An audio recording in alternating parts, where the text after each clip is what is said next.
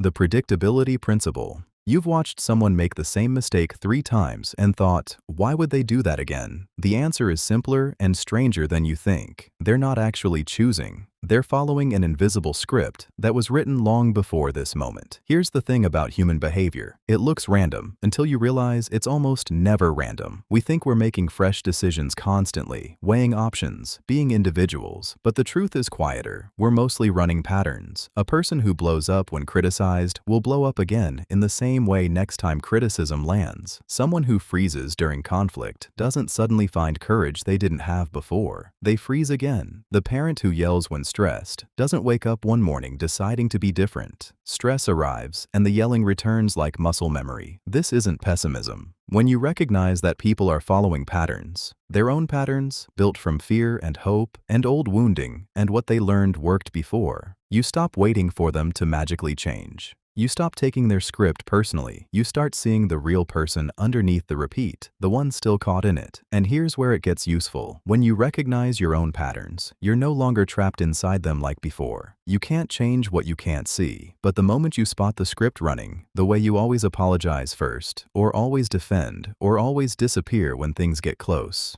something shifts. You still might run the pattern. You probably will, at least this time. But now you're running it while watching yourself run it. That tiny bit of distance, that small gap between you and the script, is where freedom actually lives. It's not freedom from the pattern, it's freedom within it. In these hours ahead, we're mapping the scripts, yours, theirs, the ones nobody talks about, not to judge them, to see them clearly, because predictable isn't permanent, it's just visible, and visibility changes everything. Thin Slice Snap reads, you walk into a coffee shop and glance at someone sitting alone. In under 2 seconds, before they've even looked up, you've made a guess, whether they're waiting for someone, whether they're confident, whether they're the type who'd talk to you if you sat down. You have almost no real data, yet you feel certain that flash is a thin slice. Your brain's ability to extract meaning from the smallest gesture, a posture, the way someone holds their phone. Psychologist Nalini Ambady called this thin slicing. And here's the wild part. Sometimes these snap reads are startlingly accurate, even when we can't explain why. A kindergarten teacher's manner toward students in a 30-second clip predicted their year-end evaluations. A therapist's tone in the first minute correlated with client dropout rates. Your nervous system is picking up real signals, tension in the shoulders, the speed of a breath, whether eyes genuinely crinkle when someone smiles. The mechanics are real and they work, but here's where it gets tricky. Thin slicing is phenomenally unreliable the moment emotion or identity gets tangled in the reading. You meet someone who reminds you of an ex, and suddenly you're not reading them, you're reading your own past. You see someone whose style or background triggers your assumptions, and what felt like a snap read was actually a projection layered over them like a film. The dangerous part isn't that you make fast judgments, it's that you feel so certain about them, you stop looking deeper, you cement the first impression into fact, and move on. A nervous laugh becomes proof they're dishonest. A quiet moment becomes proof they don't like you. A hesitation in their voice becomes proof they're hiding something. The move is brutal and simple. When you feel that snap certainty, especially about another person, treat it as a starting hypothesis, not a conclusion. Let them contradict it. Give yourself permission to be wrong, which, ironically, is often when you learn what's actually true. Primacy in first impressions. You walk into a coffee shop and the barista barely glances up. No smile, no warmth, just mechanical efficiency. You assume they're unfriendly, maybe rude. 3 hours later, you learn they've had a migraine all day. But that doesn't stick the same way, does it? Your first read already set. This is primacy, the strange weight our minds give to the opening scene, as if it holds more truth than everything that comes after. We build a person's character on that first exposure, and then spend the rest of the relationship filtering new information through that original lens. The problem is, your brain isn't collecting evidence fairly. It's already narrated the story. When the barista is suddenly warm at closing, you might notice it, but you interpret it through the old frame. They're being nice now, which just means they were in a bad mood before. The evidence that contradicts your first impression doesn't overturn the verdict. It just gets filed as an exception to the rule you already made. Researchers call this the primacy effect, and it operates in hiring rooms, first dates, job interviews, and every moment you're being sized up by someone meeting you for the first time. The trap deepens because we're also the barista. You show up tired to a presentation and nail it, but the hiring manager already sketched your capability in the first 5 minutes. You're warm and present on the second date after being nervous on the first, but they're still holding that earlier stiffness as the real you. What makes this sticky is that it operates below words. You can't argue someone out of a feeling they formed before you even spoke. The move is not to fix a bad first impression. That's nearly impossible. It's to recognize when you're the one being first impressed and to consciously hold that opening judgment lightly. Don't let 30 seconds write the whole story. Halo effect spillover.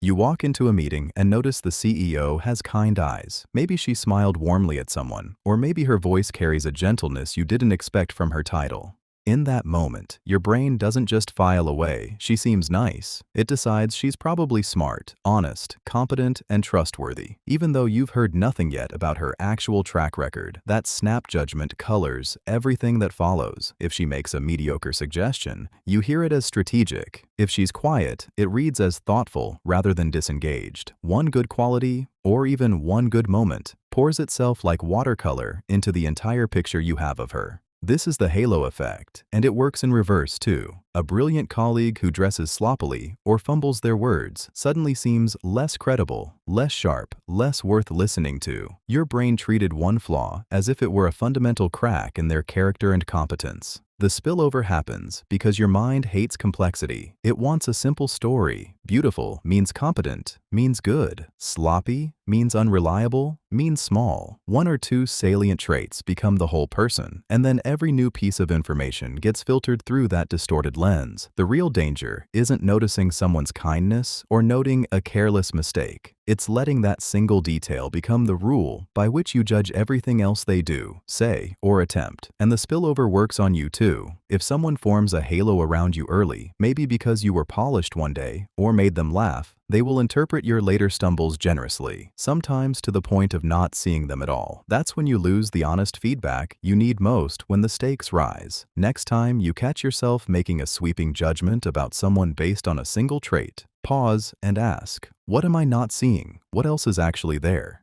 Horn effect contamination. You meet someone at a party and they're late, flustered, wearing wrinkled clothes. Your first thought isn't rough morning. It's they're disorganized. Maybe they're lazy. Maybe they don't care. And now everything they say gets filtered through that lens. They tell a joke and it lands flat. But instead of that wasn't funny, you think they're not witty. They offer advice, and instead of weighing the actual words, you dismiss it as coming from someone who doesn't have their life together. One negative trait has contaminated how you see everything else about them. That's the horn effect, and it's the opposite of the halo effect you might have heard about. Where the halo makes one good thing light up the whole person, the horn makes one bad thing darken everything. And here's what makes it so sticky. It's not just surface judgment. It becomes a filter that rewrites history. You remember that same person's past mistakes more vividly. You notice the times they failed and forget the times they succeeded. Your brain literally reorganizes what it knows to match the bad first impression. The business owner who's socially awkward gets written off as incompetent at their job. The friend who made one careless comment becomes thoughtless forever, and you stop taking their thoughtfulness seriously, even when they show it. What's dangerous is how long the horn effect sticks. Studies show that even when you learn later that the initial negative trait wasn't true, the contamination lingers like a stain. You have to work twice as hard to rebuild the full picture of who someone actually is. Next time you catch yourself writing someone off based on one thing they did or one thing they are, pause and ask, what am I not seeing right now because of this dark lens? That small check is often the only thing that stops one rough morning from becoming someone's permanent reputation in your mind.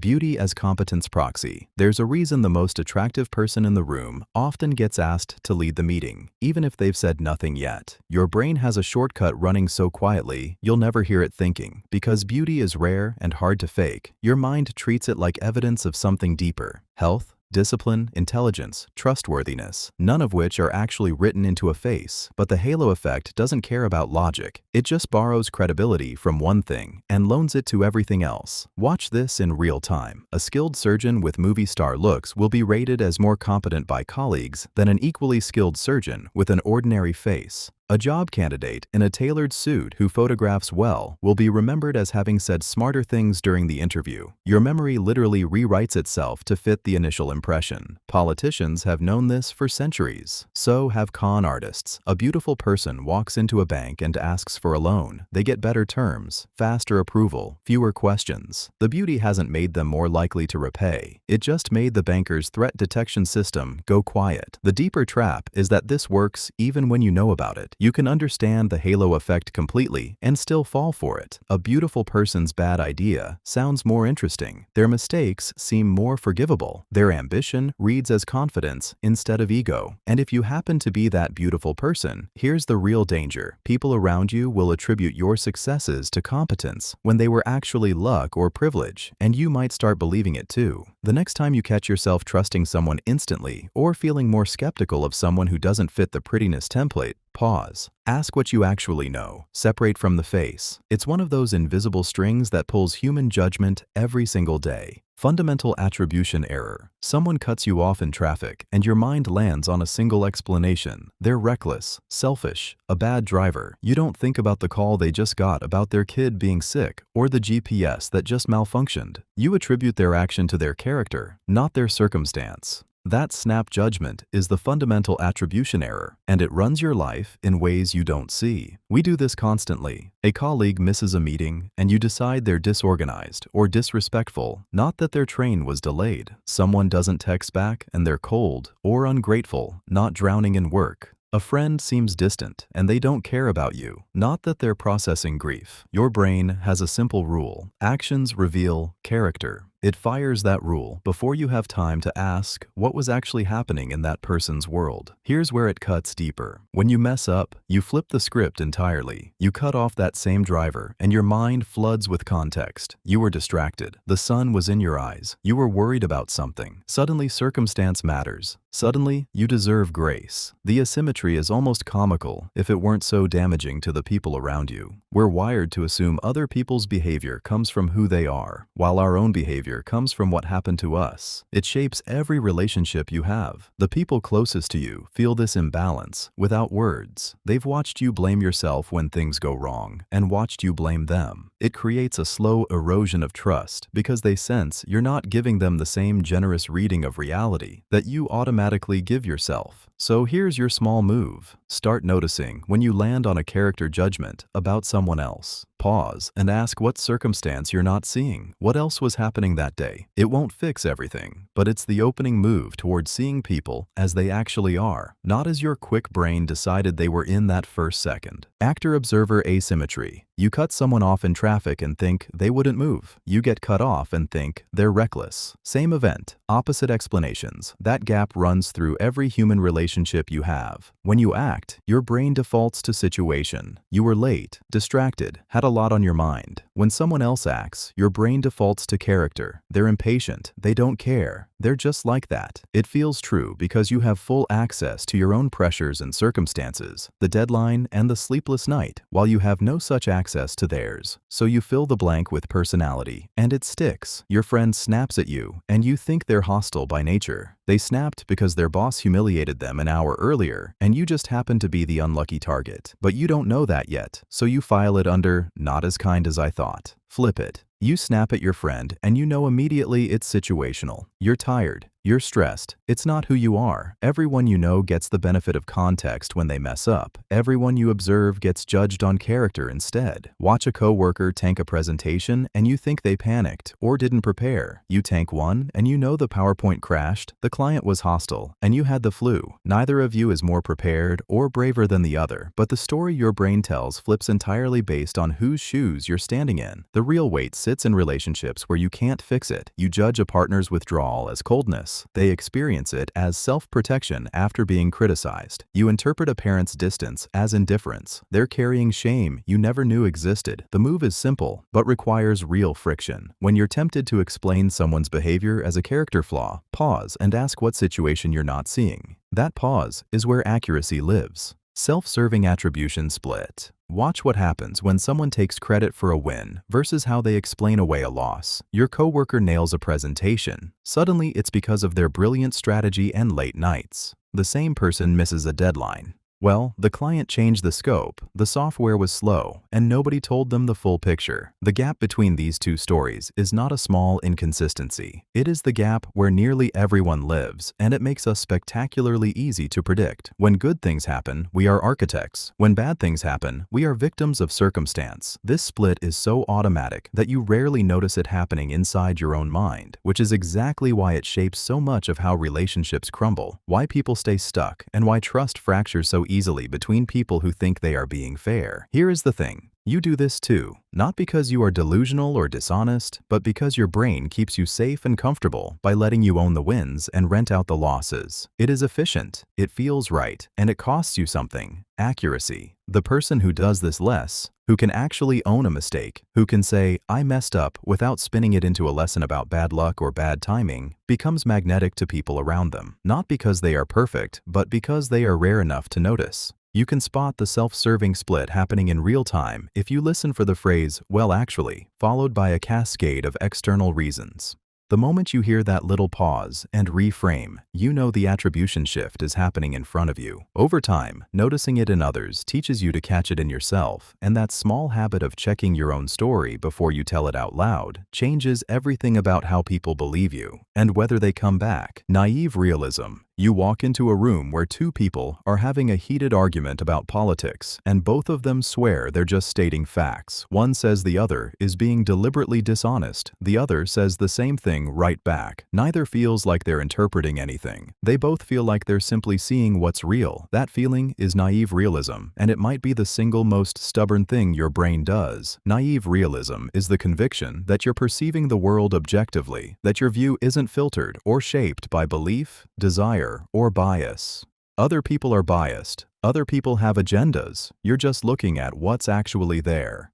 The trap is that this feels absolutely true from the inside. When you see evidence of something, it doesn't feel like interpretation. It feels like discovery. So when someone disagrees with you, the only rational explanation is that they're either uninformed, irrational, or lying. You're not rejecting their perspective because of your worldview. They're wrong because reality is on your side. This is why arguments rarely move people. You can't argue someone out of a position they didn't argue themselves into because they didn't argue themselves into it. They think they just opened their eyes. Here's what makes it particularly clever. The more intelligent you are, the better you can build arguments that feel like neutral observations rather than interpretations. You can marshal evidence, cherry-pick studies, find expert quotes, track down supporting data, all while never once feeling like you're constructing a case. It feels like you're just reading the room, just following the logic where it leads. The antidote isn't to doubt everything you see.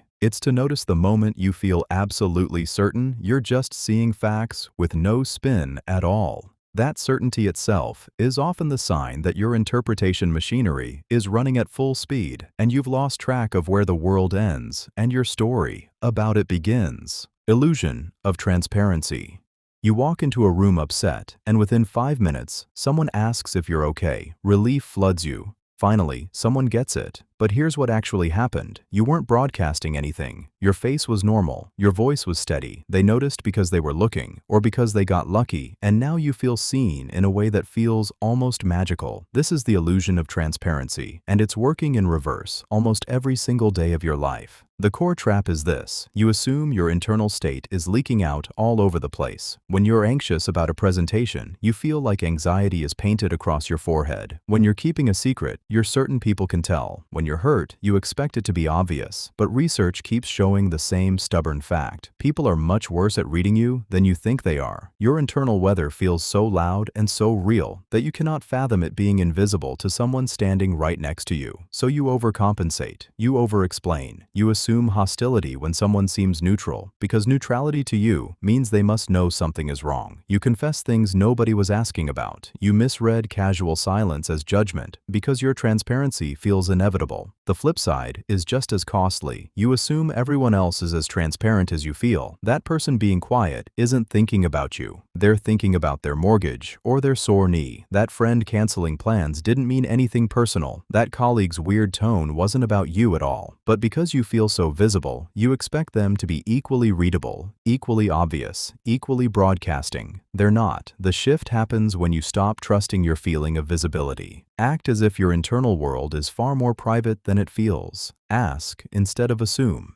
Notice how often the answer surprises you. Spotlight effect. You walk into a room with a stain on your shirt. For the next 2 hours, you're hyper-aware of it, checking yourself in windows, angling your body to hide it, replaying the moment you spilled something. You're convinced everyone's noticing. Then a friend finally mentions it 5 hours later, almost accidentally. They barely saw it. Your mind had cast you under a spotlight so bright that you forgot everyone else was half blind to your existence. That's the spotlight effect, and it runs through your life like a quiet narcissist, making you believe you're far more visible than you actually are. The research is almost cruel in how consistent it is. People massively overestimate how much others are paying attention to them. You flub a word in a meeting. You think people are judging your competence. They forgot you spoke. You wear an embarrassing outfit. You think strangers are cataloging your fashion crime. They didn't clock it. You show up late to a dinner. The shame spirals. Everyone was already absorbed in conversation. The trap is that this effect doesn't feel like an illusion while you're in it. It feels like proof. Proof that you're being watched, that stakes are high, that one small mistake is a permanent mark on your social record. So you shrink. You hold back, you filter yourself, and you create the very distance you were afraid of. Not because people actually care about that stain, but because you do. Here's what shifts it. The next time you catch yourself in that spotlight, run a quick experiment. Ask yourself what you actually remember about someone else's small slip last week. Usually, nothing. Your mind was elsewhere. Everyone else's is too. The relief isn't that nobody cares about you. It's that people are too busy being trapped in their own spotlights to focus much on yours. That's not permission to be careless. It's permission to be human.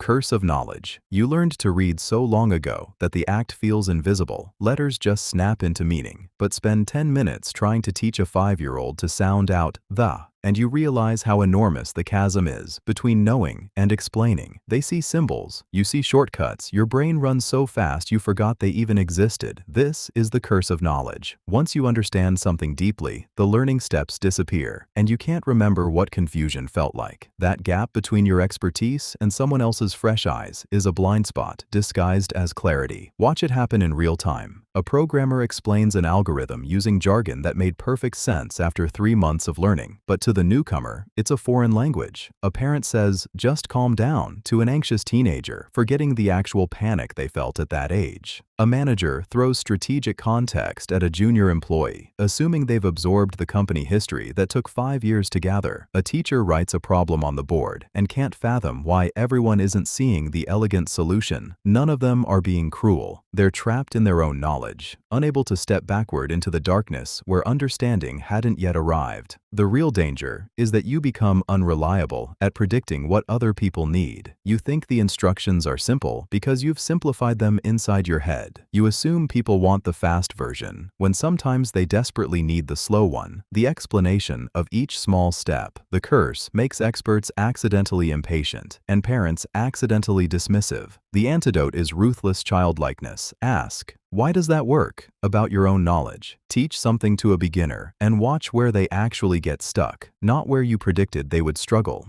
Pay attention to the questions people ask you. Those gaps reveal where your curse is widest. What feels obvious to you is the exact spot someone else is breaking their brain trying to understand. Theory of mind lag. You're texting someone you just met and they take 3 hours to reply. Your brain doesn't wait 3 hours to interpret that silence. It fills in the gap immediately. They're not interested. They're busy with someone better. They thought your message was weird, but here's what's actually happening. They put their phone down, got pulled into work, made dinner, and forgot about it entirely. Their mind isn't running the same loop yours is. That gap between what they're thinking and what you imagine they're thinking is theory of mind lag, and it's woven into nearly every human misunderstanding you'll ever have. We're constantly building models of what other people are thinking. their intentions, their judgments, their emotional temperature. But we build those models using information we don't actually have. We assume they remember the conversation we had last week the way we do, that they noticed the tone shift in your voice, that they understood what you really meant. The lag happens because their model of you is usually a chapter or two behind. They haven't integrated your latest move, your new context, your changing feelings. They're still operating on the version of you from yesterday, or even from last month, and you do the exact same thing to them. Someone snaps at you, and you think they're angry with you specifically, but they might be running on empty or dealing with something that has nothing to do with you at all. You're assigning malice or indifference to a person who's just tired and distracted, whose headspace is completely elsewhere. The person you're talking to is always slightly out of sync with the person you think you're talking to. The two of you are never quite inhabiting the same shared moment. Next time someone disappoints you or confuses you, try asking what they were actually thinking instead of what you assumed. That one habit, genuine curiosity over certainty, collapses the lag faster than anything else can. False consensus projection. Walk into any room where people are debating politics, parenting, or what makes a good movie, and notice something strange. Almost everyone there is absolutely certain that most people secretly agree with them. They're just louder, or scared, or haven't thought it through yet. You do this too. We all do. You think your take on remote work, your music taste, your way of handling conflict, you think more people share it than actually do. The gap between your estimate and reality is false consensus effect, and it quietly makes you misread nearly everyone around you. Your own opinion feels obvious to you because it arrived through your experiences, your values, the people you talk to most. So your brain reverse engineers the world as if others see what you see. A parent who believes in strict discipline imagines that's what normal parents do. Someone who loves hiking thinks most of their friends probably do too. Just talk about it less. The person who thinks vaccines are risky or crucial or overblown, they're all certain the silent majority agrees. The trap deepens because you notice evidence that confirms your guess. The co-worker who nods when you vent about your boss feels like agreement. The friend who doesn't challenge your view feels like consensus. You filter out the people who disagree or stay quiet, so your bubble shrinks and your sense of what's normal shrinks with it. This matters because it makes you predict others' behavior wrong. You're shocked when someone reveals their opposite view. You assume someone will feel offended when they don't. You overestimate how many people will show up for your cause or how much they'll care about what matters most to you. The real world is weirder and more divided than your brain lets you see. Next time you catch yourself thinking, everyone knows, or obviously most people believe this, pause and actually ask someone across the room, someone outside your usual circle. The answer often surprises you in ways that rewire how you move through the world. Bias blind spot recursion. You know that person who thinks they're free from bias while criticizing everyone else for having one? That's not stupidity. That's a feature of how the mind protects itself. The bias blind spot gets worse the more you learn about bias itself. It's recursive. The smarter you become about psychology, the easier it is to believe you've escaped what everyone else falls prey to. You've read the books. You've noticed the patterns. You understand confirmation bias, availability heuristic, in-group favoritism, and somewhere in that knowledge, a trap sets itself. The belief that awareness equals immunity. It doesn't. Studies show that people who learn about biases often become slightly more confident. They're exempt from them, not less. They can now name the bias they see in others with impressive vocabulary, which feels like protection, but isn't. The recursion works like this. You spot a bias in someone's thinking, feel relief that you wouldn't fall for that, and in that moment of relief, you've already done it. You've applied the blind spot to itself, using your knowledge as evidence of your own impartiality, when really knowledge just gives your biases better camouflage and social permission. A manager genuinely believes they hire diverse teams because they've read about hiring bias. Meanwhile, they consistently choose candidates who remind them of themselves. A person becomes convinced their political side sees reality more clearly after learning that outgroup members are subject to media bubbles and algorithmic distortion. The recursive trap closes tighter with every book you read about it. There's no final level where you escape this through sheer intellectual effort alone. What actually helps is a quiet suspicion toward your own certainty, especially the certainty dressed up as enlightenment. When you catch yourself thinking, I'd never fall for that, pause and ask what you might be falling for right now without noticing. That friction between your self-image and your actual blind spots is the only honest ground you have to stand on. Reciprocity as reflex. You walk into a store and the owner hands you a free sample. Suddenly, you feel a tiny weight settle in your chest. Not guilt exactly, but something close. A small debt. By the time you leave, you've bought something you didn't plan to, and you're not entirely sure why. Welcome to reciprocity, one of your deepest and oldest instincts. It's not taught. It's baked into how we operate as social creatures. When someone does something for you, your brain immediately creates an imbalance that feels uncomfortable until you even the score. This is so automatic that you barely notice it firing. A colleague stays late to help you with a project. 3 weeks later, you volunteer for their thankless task without hesitation. A friend remembers your coffee order. Suddenly, you're more careful about remembering theirs. The trap is that reciprocity doesn't care about value or fairness. It just cares about direction. Someone gives you a small, cheap gift, and you feel obligated to give them something larger in return. A salesperson does you a tiny favor, and you feel compelled to listen to their pitch. Politicians give small community grants and expect voter loyalty. Your brain doesn't weigh the math, it just registers. Something came in, something must go out. The real danger is that this reflex can be hijacked. Charities put free greeting cards in their mail because they know you'll feel obligated to donate. Restaurants comp a dessert and watch the tip percentage climb. People offer small favors not out of kindness, but as strategic investments in future indebtedness. Once you see this pattern, you start to notice when reciprocity is doing your thinking instead of you. Not every gift requires repayment. Not every favor creates a debt. The next time something free comes your way, pause and ask, am I responding to genuine connection or to the discomfort of feeling like I owe someone? That small question gives you back the choice. Norm of reciprocal disclosure. Someone tells you something real, a fear, a failure, something that still aches, and almost before you realize it, you feel the weight shift. Your brain wants to match it, not because you promised to, not because they asked, just because their vulnerability created a small imbalance in the air, and humans are built to level that ground. That's reciprocal disclosure, and it's so automatic that you barely catch it happening. Vulnerability calls for vulnerability. They name their loneliness, and you remember yours. They confess a mistake, and suddenly you feel safe naming one too. It's not a con. It's a social rule so old that it feels like real connection, and most of the time, it is. But the same wiring can be weaponized. Therapists understand this. Recruiters understand this. Anyone who needs your trust faster than feels comfortable knows this. The mechanism is clean. When someone takes a social risk by opening up, your brain reads that risk as a signal. They trust you, so you should trust them. It's a shortcut, and shortcuts usually work, but they can also mean you hand over your full story to a stranger because they started theirs, and now something in you says you owe them equity. You've matched their bet before you even felt the game begin. Here's what matters. Disclosure isn't the same as connection. Matching someone's honesty doesn't prove they're safe or that they actually want to know you. It just means you've both followed an invisible rule. The quieter trap is thinking that because you've been honest, you're bonded. You're not necessarily. You're just reciprocal. So next time someone opens a door to their inner life, notice that pull to mirror them.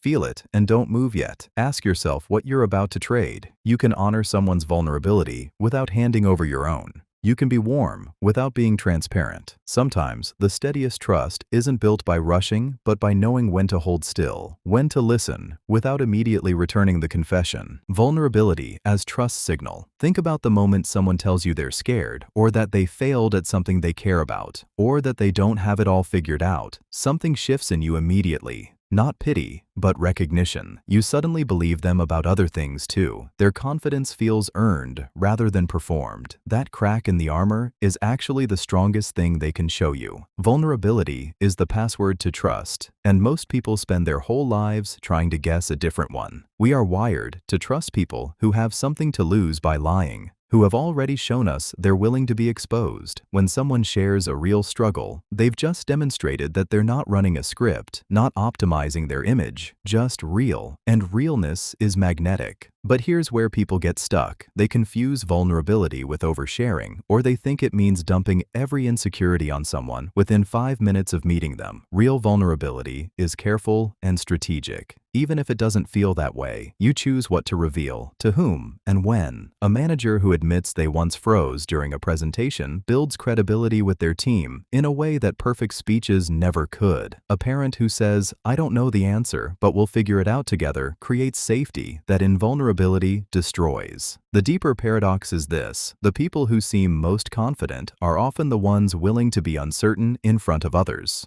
They've already done the internal work, so they don't need to defend their image anymore. The cost of hiding is higher than the risk of being seen. If you want to deepen any relationship, romantic, professional, or friendship, start small. Say one true thing that doesn't fit the persona you usually project. Watch what happens next. Most people respond by dropping their own armor, just a little, just enough for something real to grow in that space between you. Ben Franklin effect. Imagine someone you're not sure about does you a favor, loans you money, fixes something broken, spends real time helping. Most of us assume we'll like them more because they helped us. Feels logical, but the opposite often happens. And Benjamin Franklin himself documented the twist. When you do something genuinely helpful for someone, especially someone you were neutral or skeptical about, your brain works backward from the action. You helped them, so your mind concludes, "I must like them. I wouldn't help someone I didn't care about." The favor didn't create the liking. The helping created a narrative your brain built to make sense of your own behavior. This is why asking someone for a small favor, borrowing a pen, asking advice, requesting their time, can actually warm them to you more than if you'd been kind first. The asking makes them the helper. Their mind says, "I wouldn't give time to someone I disliked, so I must like them." The sticky part is that this works in reverse too. If you do harm or betray someone, your brain doesn't say, "I'm a bad person." It rewrites history. "You must have had a good reason. They must have deserved it." Your brain protects your self-image by rewriting how you feel about them. Enemies become evidence of who you are, not who they are. So when someone claims they had no choice, or "they made me do it," or "I was justified," listen for the pattern. They're not actually defending their action. They're defending the narrative their brain built to explain it. The insight isn't that people are good at lying. It's that people are brilliant at lying to themselves. And once that narrative is locked in, moving it is almost impossible. It's why feuds last generations and why forgiveness is so rare. Your brain has made harm a matter of identity, a story about who you had to be to survive the other person's existence. Foot in the door escalation. A stranger on the street asks if you'll answer a quick survey. 3 questions, 2 minutes tops. You say yes. 10 minutes later, you're committing to a full study, signing up for a newsletter, handing over your email, and you don't remember deciding any of those things. It started small, and each step felt natural, like you were just being yourself. That's foot in the door, and it works because your brain gets invested in being consistent with the version of yourself you've already committed to.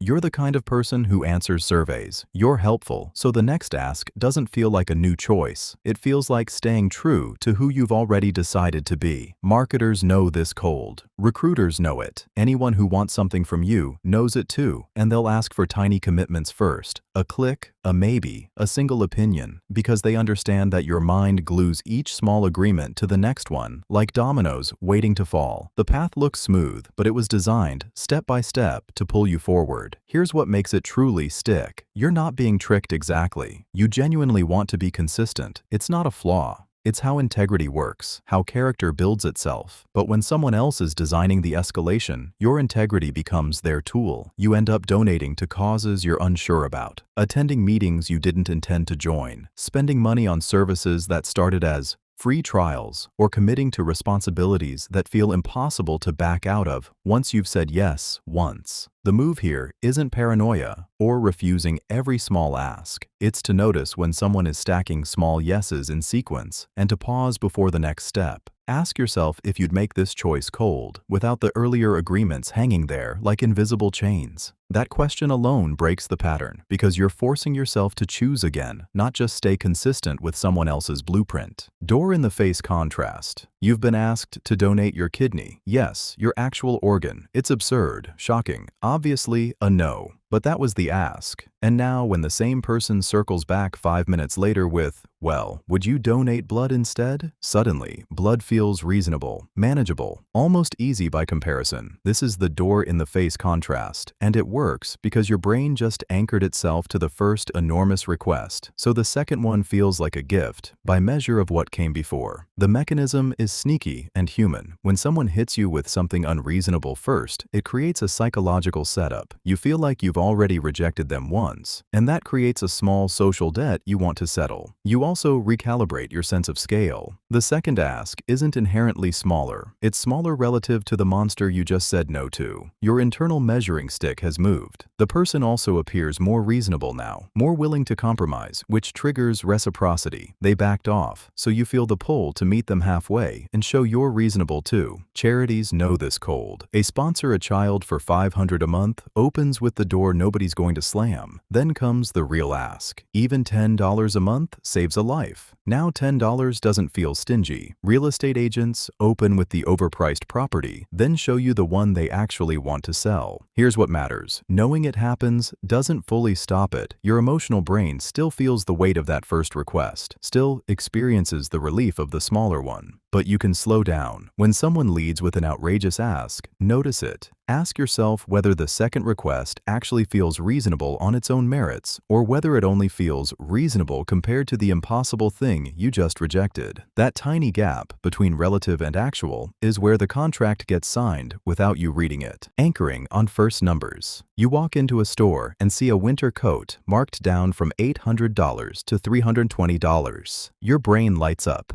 Deal. But here's what actually happened. Someone whispered a number into your ear before you even saw the real price, and that number now owns your sense of what's fair. The first price, the anchor, becomes the invisible scaffolding everything else hangs from. You didn't compare $320 to your actual budget, or the fabric quality, or what coats genuinely cost anywhere else. You compared it to $800, and that comparison was the only thing that mattered. That's anchoring. A realtor shows you 3 houses. The first one is wildly overpriced. You think it's a mistake, but when you see the second house, the one that's actually reasonable, your brain has already decided it's a bargain because it's cheaper than the anchor. Real estate agents know this. Judges know this. Car salespeople are masters of it. They throw out a number. Any number, and suddenly, your entire negotiation space shrinks around it. What's striking is how sticky the first number becomes, even when you know it's happening. Even if you consciously reject it, your estimate of what's reasonable drifts toward it. Studies show people anchored on high numbers bid higher. People anchored on low numbers bid lower. It works on salary negotiations, on how much you think your time is worth, on whether a news story seems credible. The number gets in first, and it doesn't leave quietly. What's especially sneaky is that anchors don't have to be relevant to matter. Researchers showed people a random number between 1 and 100, then asked them to estimate the percentage of African nations in the UN. That random number shifted their estimates. A higher random number made them guess higher. Their conscious mind knew it was meaningless. Their estimation system didn't care. The move here isn't to ignore numbers. That's impossible. It's to notice when a number arrived first and is now doing the thinking for you. Ask yourself what you'd guess if nobody had whispered that first figure at all. Contrast effect in judgment. You walk into a coffee shop after a month of living on weak instant coffee at home. The barista hands you a medium dark roast, and it tastes like revelation. 3 weeks later, that same cup tastes ordinary. Nothing changed except what came before it. Your brain didn't measure the coffee against some absolute standard of goodness. It measured it against your recent anchor, and the anchor shifted the moment you stepped into that shop. That's the contrast effect, and it runs deeper than taste. It runs through every judgment you make about people, offers, and yourself. When a friend tells you they've been struggling with their mental health, suddenly their bad jokes seem kind. When you've just left a terrible job, a mediocre new one feels like rescue. When you see someone beautiful walk past someone less conventionally attractive, you might rate the attractive person higher and the other lower. Not because either changed, but because your measuring stick just got recalibrated by proximity. This is why car salesmen show you the worst model first, why stores display inflated original prices before the sale price, why interviews go badly when you're tired and hungry. Your baseline for what counts as good sinks so the candidate seems worse. The danger is, you're not just biased in one direction, you're unstable. Your judgment of your partner, your work, your life can swing wildly depending on what just happened, who you just met, or what you saw scrolling through your phone 5 minutes ago. Context is the invisible hand that moves the dial. The next time you're about to make a call that matters, a hire, a breakup, a big purchase, pause and ask, what was I just exposed to before this moment? What's my recent contrast? Because 9 times out of 10, your gut feeling isn't about the thing itself at all. It's about whatever happened to be standing next to it. Framing effects on choice. 2 job offers land in your inbox. One says, 95% of people in this role stay for 3 years or longer. The other says, 5% leave within the first year. Same statistic. Your gut reacts completely differently. One feels solid, the other feels risky. Your brain isn't doing math, it's responding to the wrapper, and that wrapper has already picked the choice for you before you realize it. Here's why. Your mind doesn't process raw data like a spreadsheet. It processes narratives. When something gets framed as a gain, what you'll keep, what you'll secure, what's safe, you turn cautious. You crave certainty. You hold back. Flip that frame to loss, what you might miss, what could slip away, and suddenly you're willing to gamble, to move fast, to take the leap. Hospitals discovered this when they reworded surgical consent forms. Instead of 5% don't survive, they said 95% survive. The odds never changed. The number of people saying yes did. Frames are everywhere and almost always invisible. Insurance sells premiums as protection. Retailers rebrand bundles as savings. Politicians describe the same tax 2 ways depending on who's listening. Your restaurant menu stopped calling small portions appetizers and started calling them shareable plates. The price and food stayed identical, but suddenly the frame made it feel generous instead of stingy. Streaming services hide the phrase recurring charge behind the word convenient. You make hundreds of choices daily, not based on what something actually is, but on the story glued to it. The moment you become aware of framing, it doesn't disappear. You can't unsee it, but it loses its grip on you. When a choice matters, try this. Ask yourself what the opposite frame would look like. If it's wrapped as gain, imagine the losses. If it's wrapped as loss, flip to potential gains. That small pause, that reversal, is what turns you from passenger to driver. Default option inertia. Your toothbrush lives in the same holder, your email opens in the same order, your browser is the one that came pre-installed 3 years ago. Nothing's broken, nothing screams for change, so it stays. That staying is not laziness. It's a gravitational force your brain wired into almost every decision you make, and it shapes your life far more than you'd ever think to measure. The default option is the path of least friction, and humans are friction-avoidant creatures built for survival on minimal effort. When researchers changed the default retirement savings plan at a company, enrollment jumped from 14% to 86% overnight. The math didn't shift. The benefit didn't shift. Only one thing moved: effort. Your brain had to say no instead of yes, and suddenly the game flipped entirely. You probably have a phone full of default apps you never consciously chose, a subscription silently draining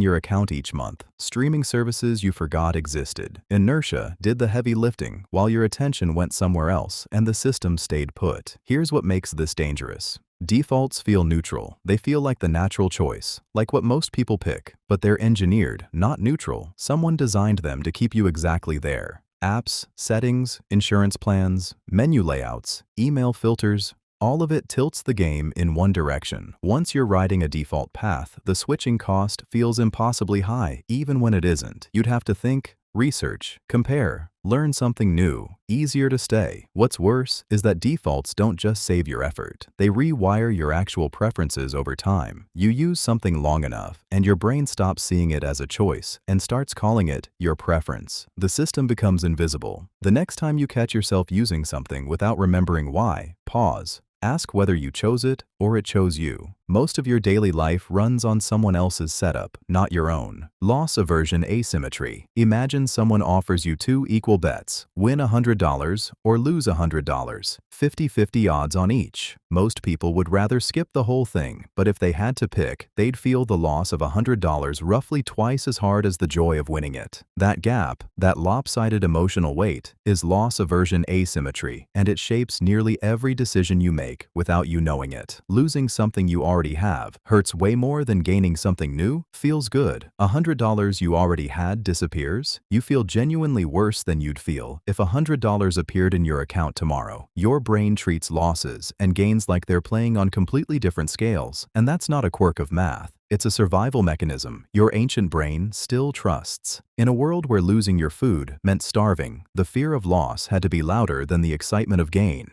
But in modern life, this same mechanism sabotages you. You stay in a bad job because the fear of losing the familiar paycheck outweighs the pull of something better. You hold on to a relationship long past its expiration date because the thought of losing it, even if you know it's broken, feels catastrophic. You hang on to a failing investment or a sunk cost because cutting the loss feels worse than writing it down. You don't take reasonable risks that could genuinely improve your life because the possibility of loss eclipses the probability of gain. Here's the real trap. Your brain is lying to you about the relative weight of things. A loss and a gain of the same size are not the same thing emotionally, but they are the same thing materially.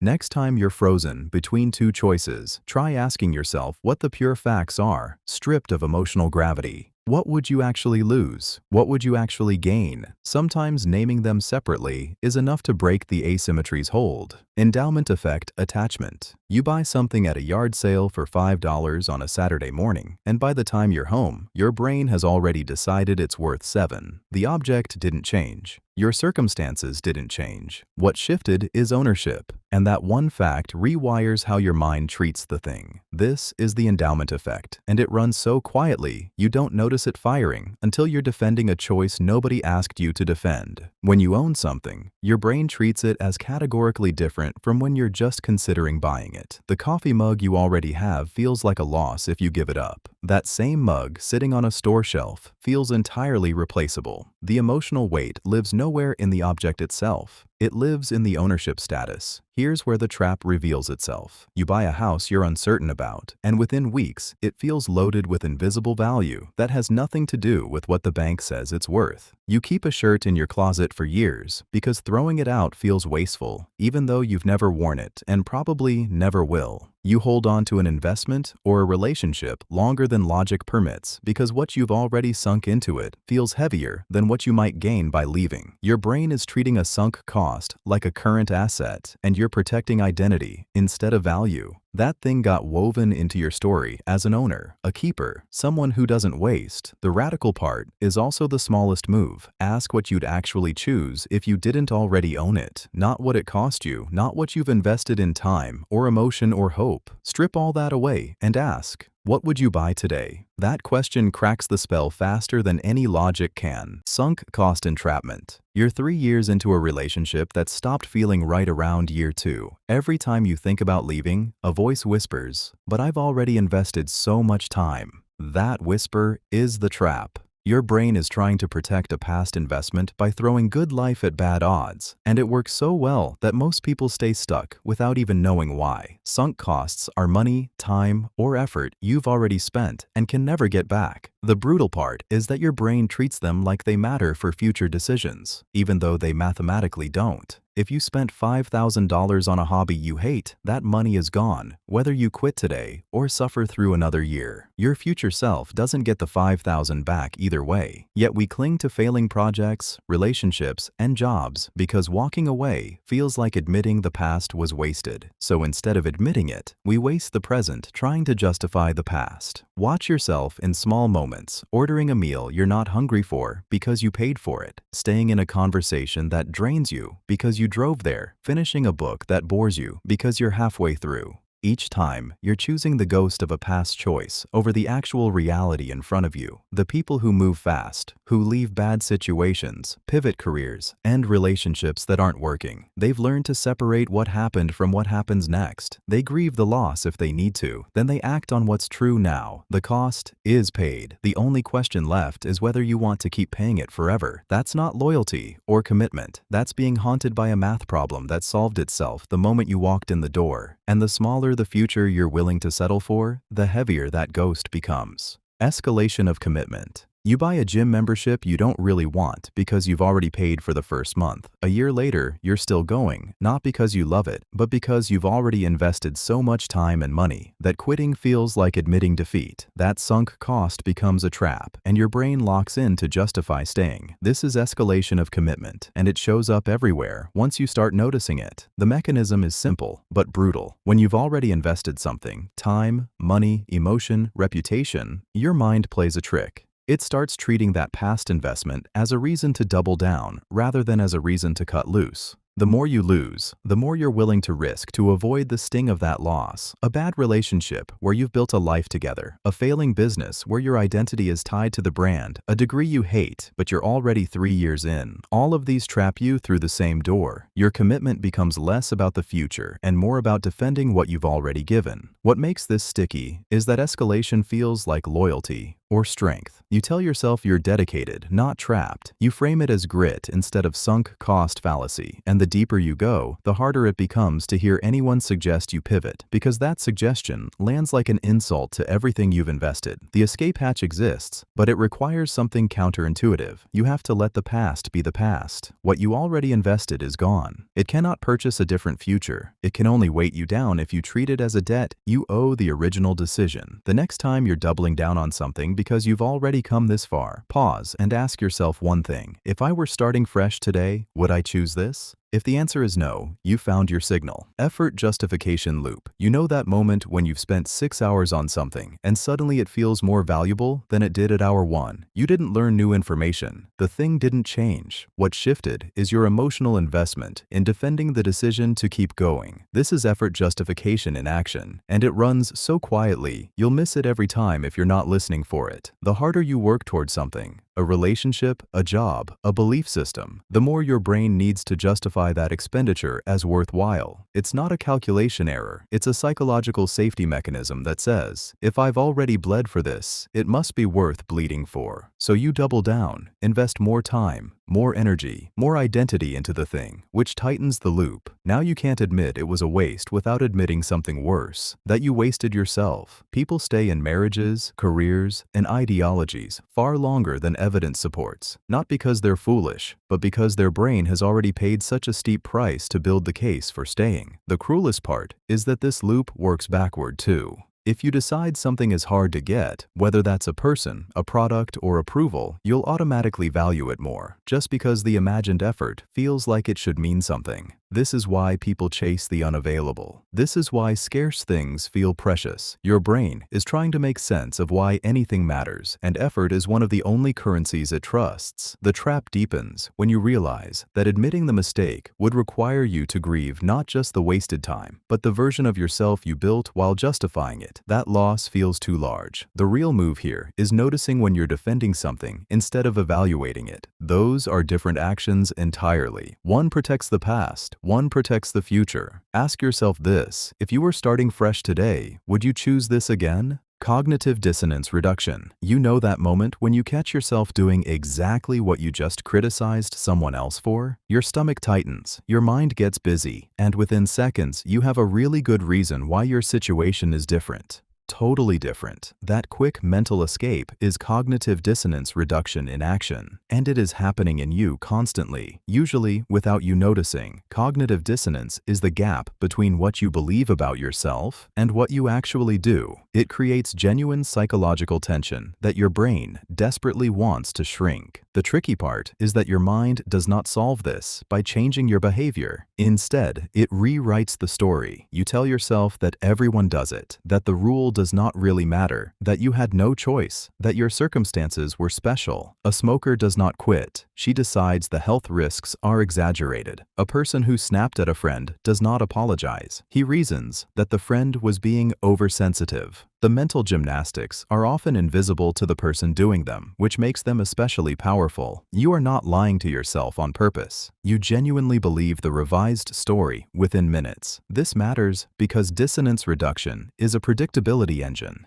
A parent who loses their temper with their child will not think they were wrong. They will think the child needed to learn a lesson. A colleague who takes credit for someone else's work will not feel guilty. They will remember the parts they actually contributed. A friend who cancels plans last minute will not feel unreliable. They will focus on how busy their life has become. The contradiction remains real in the world, but inside their head, balance is restored. The quiet move here is noticing when you are scrambling to explain yourself to yourself first. That scramble is the dissonance speaking. It does not mean you are bad. It means you care about consistency, but it does mean you are about to rewrite something true into something comfortable, and that story will stick. Consistency as identity glue. You know that friend who claims they're not a morning person and uses it to skip every early meeting, every sunrise hike, every chance to change rhythm, or the one who says they're bad at math and won't even try to split a check. Watch closely, because they're not reporting facts. They're defending a story about who they are, and that story matters way more than they'll ever admit. Here's what actually happens. You do something once. Wake up late, bomb a math test, lose your temper at traffic. Your brain files it away as data, but when other people notice it, when you say it out loud, when it becomes part of how you introduce yourself, something shifts. That single behavior starts to feel like an essential truth. It becomes your identity, and once it's locked in, you defend it like it's alive. You seek out situations that confirm it, ignore evidence that contradicts it, and perform it again and again, just to stay consistent. Even a small contradiction, the morning person staying up late, the bad at math person solving a tricky problem, triggers real discomfort. Your brain hates the gap between who you say you are and what you're doing. So you smooth it over with jokes, find reasons why this time doesn't count, drift back to the familiar script because familiar feels true. This is the trap. Consistency feels like integrity. Changing feels like betrayal of yourself, of how people know you, of the identity you've locked in. So you keep showing up as the anxious one, the cynical one, the one who can't commit, the one who's always joking, whatever narrative you've woven, even when keeping it costs you more than breaking it would. The real snap is this. You're not protecting a truth. You're protecting a habit, and habits shift the second you stop treating them like personality. Start small today. Notice where you're defending a story about who you are instead of just noticing what you actually did. The freedom is already there. You've just been calling it infidelity. Public commitment lock-in. You announce on Instagram that you're quitting sugar for 30 days. Suddenly, every piece of chocolate feels like a mini betrayal of the person you told everyone you'd be. That's not willpower working. That's your brain's reputation engine running the show. When you state something out loud, especially to a crowd, especially in writing, you become psychologically fused to that claim. Your ego is now on the line, not just your habits. The consistency principle, psychologists call it. But really, it's simpler. Humans hate looking like liars, especially to themselves, so you follow through, not because the goal got easier, but because backing down feels worse than the effort. You can weaponize this deliberately. Tell someone your real intention before you execute it. Text a friend before the gym. Post the commitment before the deadline. Say it to someone who matters, not whispered to yourself in a journal alone at night. Public means witnessed. Witnessed means accountable. And accountability, strange as it sounds, often feels like freedom because you're not fighting your own doubt anymore. You're honoring a promise made to people watching. The trap is that this lock works both ways. Once you've publicly claimed an identity, I'm not a drinker. I'm the type who wakes up early. I don't do relationships. Your brain gets sticky about changing that story. You'll act consistent with the public you, even when the private you has shifted. You'll turn down invitations because of a version of yourself you announced years ago. You'll reject opportunities that don't fit the brand you built or the role you played. The person you told the world you were can become a cage. So commitment lock is a tool, not a truth. Use it to push yourself towards something real and needed, something that actually moves you.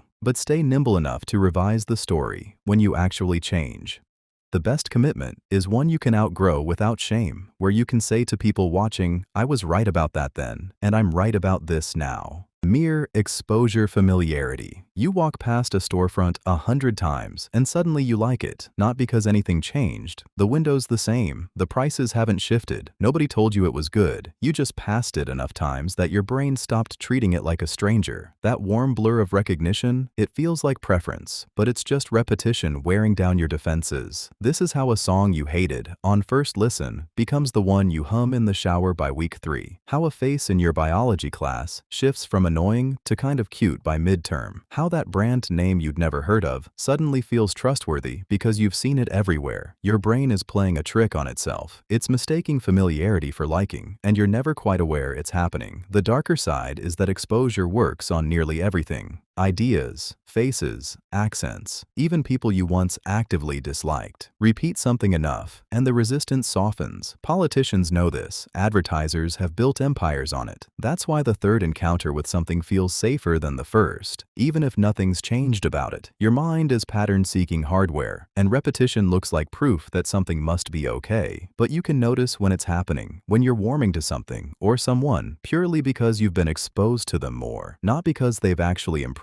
or earned your trust. That moment of catching yourself, of asking whether you actually like this or just recognize it, whether you genuinely respect this person or just feel comfortable around them, that's when you get a real choice back. The familiar isn't always the good. Sometimes it's just the frequent, the repeated, the thing your brain learned to stop being afraid of. And knowing that difference might be the only real defense you've got against becoming a creature of pure habit, mistaking comfort for conviction. Propinquity and proximity bonding. You've probably noticed that people you sit next to in class or at work end up in your orbit, not because you're destined soulmates, just proximity. There's a quiet force here that most of us never name, and it shapes friendships, romances, and alliances in ways that feel like pure choice when they're actually just geography. Researchers call it propinquity, the tendency to bond with whoever is physically near you, repeatedly, over time. The mechanism is almost embarrassingly simple. When you see someone's face regularly, your brain starts to trust it. Familiarity breeds liking, not contempt. That's the real law. Sit next to the same person for a semester, pass them in a hallway every day, or share a coffee station, and something shifts. Their presence becomes comfortable. Your brain stops flagging them as stranger and starts filing them under known quantity. That ease of contact, that repeated exposure, does the heavy lifting. You don't fall in love because they're your perfect match. You fall in love because they're there, and now your daily routine includes them. This is why workplace romances happen so often, despite policy warnings. Why your closest friends are rarely the most talented people you know, but usually the ones you bumped into regularly. Why neighborhoods and dorm buildings generate their own tight cliques. The distance between desks becomes destiny in ways that feel inevitable, only in hindsight. What's sticky about this is that it works backward too. If you want to bond with someone, genuinely like them more, feel closer, spend time near them, not quality time necessarily, just repeated proximity. Walk the same route, sit in the same spot. Let familiarity do the work your conscious efforts can't fake. The person you're lukewarm about now could easily become your person in 6 months, just by existing regularly in your visual field. Geography is not destiny, but it's definitely destiny's opening move, and understanding that changes how you think about who gets close to you. Similarity attraction, magnet. Walk into a coffee shop and you notice something strange. The tables seem to sort themselves. One corner fills with tattooed creatives, another with business people in gray, another with older couples. Nobody made an announcement. Nobody assigned seats, yet humans have an almost magnetic pull toward the people who already seem like them. This is similarity attraction, and it runs so deep that you probably don't even notice it happening in your own life. You choose friends who laugh at your jokes in the same rhythm. You marry someone who grew up in a similar neighborhood, shares your music taste, holds your political views. Similarity feels like destiny, but it's actually just comfort in disguise. When someone mirrors you, your values, your background, your sense of humor, your brain doesn't have to work as hard. There's no friction, no translation needed. You feel understood immediately, and that ease gets mistaken for chemistry or truth. Here's what makes this tricky. Similarity creates a bubble. You end up surrounded by people who reinforce what you already believe, who see the world the way you do, who validate your choices. This bubble feels safe, but it's also a cage. You stop encountering ideas that challenge you. You never develop the skill of understanding someone radically different. The real cost shows up later, in arguments with your partner that feel unsolvable because you've never practiced bridging actual difference, or in politics where everyone in your circle thinks the same way. So disagreement feels like betrayal instead of normal variation. Similarity attraction makes us feel like we're choosing based on love or values, when we're often just choosing based on ease. We mistake recognition for resonance. Next time you notice yourself drawn to someone, pause and get curious about what part of that pull is genuine connection and what part is just the comfort of looking in a mirror. Name letter preference. You are more likely to become a dentist if your name starts with D. More likely to become a lawyer if it starts with L. It sounds absurd, the kind of coincidence you'd dismiss, but the pattern holds across decades and countries. People with names beginning with certain letters cluster into careers and cities whose names start with the same letter. And no, they are not doing this consciously. Nobody wakes up and thinks,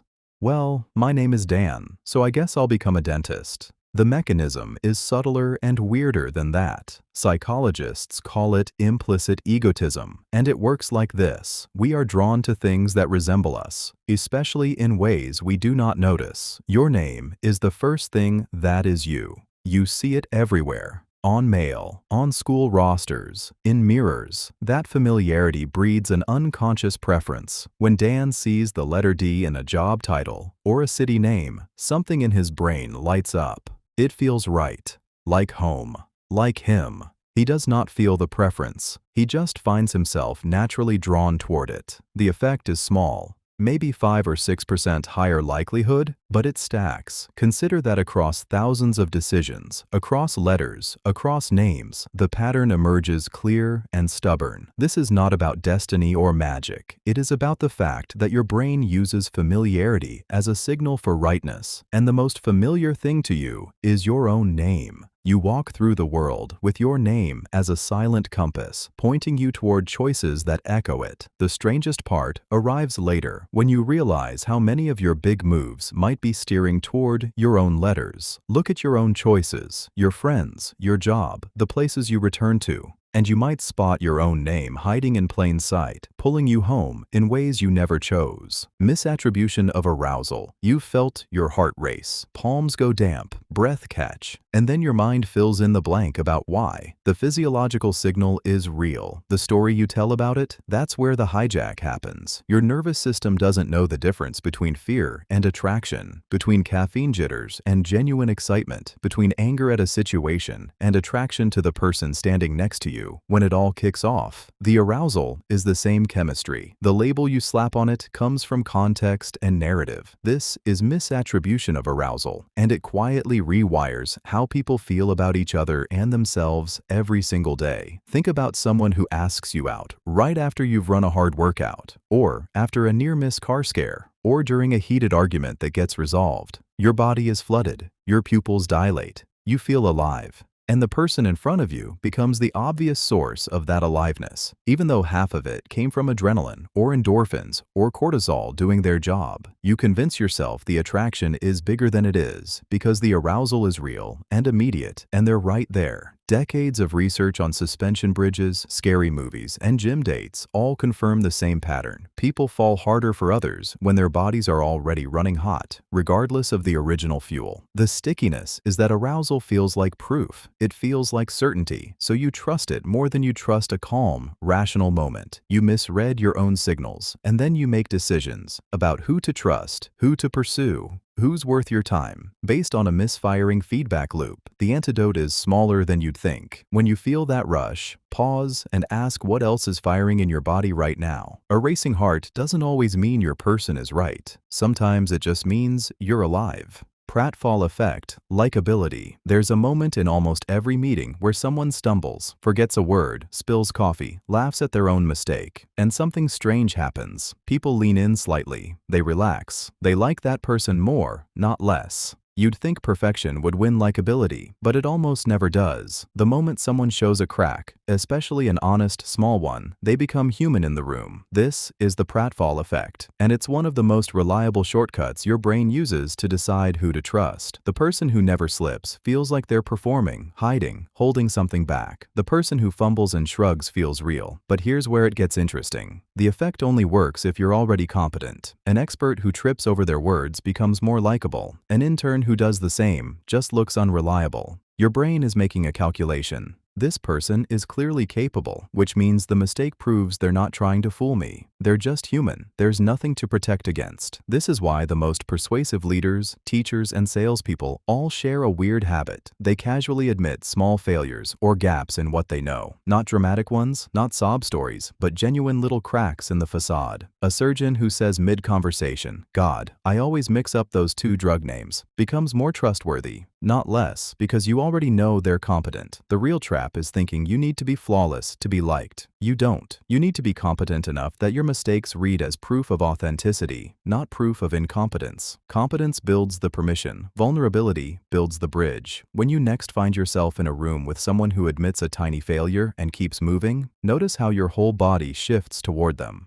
That's not accident. That's your ancient brain recognizing safety masked as vulnerability. The oldest signal there is that someone is not performing a version of themselves. Self-deprecation calibration. There's a moment in almost every group chat where someone says something brutal about themselves, usually to land a joke or soften a brag, and the room goes quiet for exactly the wrong reason. Nobody laughed. Everyone's waiting to see if they actually believe it. That split second tells you something sharp about how self-deprecation works. It's never really about self-hatred. It's a precision instrument, and most people use it with their eyes closed. The real trick is knowing whether you're using it to disarm, to invite reassurance, or to preemptively reject yourself before anyone else can. When you say, "I'm such an idiot," are you inviting a conversation, or are you closing one? The subtle part is this: repeated self-deprecation trains people to believe exactly what you tell them about yourself. Say it enough times, and they stop correcting you. They start nodding. The joke becomes fact, and then it becomes their permission to treat you that way. You've handed them the script, but there's another layer underneath. Sometimes we deprecate ourselves to stay small, to avoid visibility, to keep the stakes low. It's a survival move dressed up as humor, and yet occasionally, a well-timed acknowledgement of your own mess is the most honest thing in the room.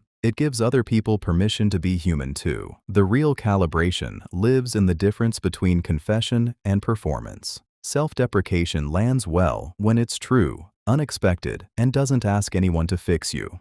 It fails when it's a weapon you're using on yourself, or a test disguised as vulnerability. When you feel that urge to cut yourself down, pause and notice what you're actually trying to accomplish. Are you making room for others, or are you trying to disappear? Is it armor, or is it permission to breathe? The people around you are listening not just to your words, but to whether you believe them. Your calibration becomes their reality. Social proof in ambiguity. You walk into a restaurant and pause at the doorway. Half-empty, unfamiliar menu, mixed reviews online. Your gut has no answer, so you scan the room for clues, not about the food, but about other people. If someone at table 3 looks satisfied and relaxed, you relax. If everyone picks slowly and looks unsure, you tense. You've borrowed their confidence or their doubt without thinking, because ambiguity is a vacuum, and humans abhor it more than they abhor risk. This is social proof under pressure, and it's so automatic you rarely notice yourself doing it. The restaurant becomes less about whether the food is actually good and more about whether you can read the room as good. Here's where it gets sticky. The more unclear the situation is, the more weight you give to what others are doing. A crowded emergency room feels safer than an empty one, even if the empty one has better doctors. A mall, Black Friday crush feels justified because everyone is there, so it must be worth it. You're not thinking this through. You're pattern matching against the crowd's behavior, and the crowd knows this. Laugh tracks on old TV shows work because silence is uncomfortable, so canned laughter fills the void, and your brain agrees. Okay, this is funny. Political rallies thrive on it. The bigger the crowd, the more legitimate the message feels, regardless of what's actually being said. The trap deepens when you realize that everyone else in that ambiguous room is doing exactly what you're doing, watching everyone else to figure out what to think. You end up with a cascade where nobody knows what anyone actually believes, but everyone acts confident because everyone else looks confident. One person can break that spell by asking a genuine question or admitting uncertainty out loud, but mostly, we don't. We let the crowd's silence decide for us, especially when the ground beneath us feels soft. Informational versus normative conformity. You're standing in a meeting when someone senior suggests a course of action that doesn't sound right to you.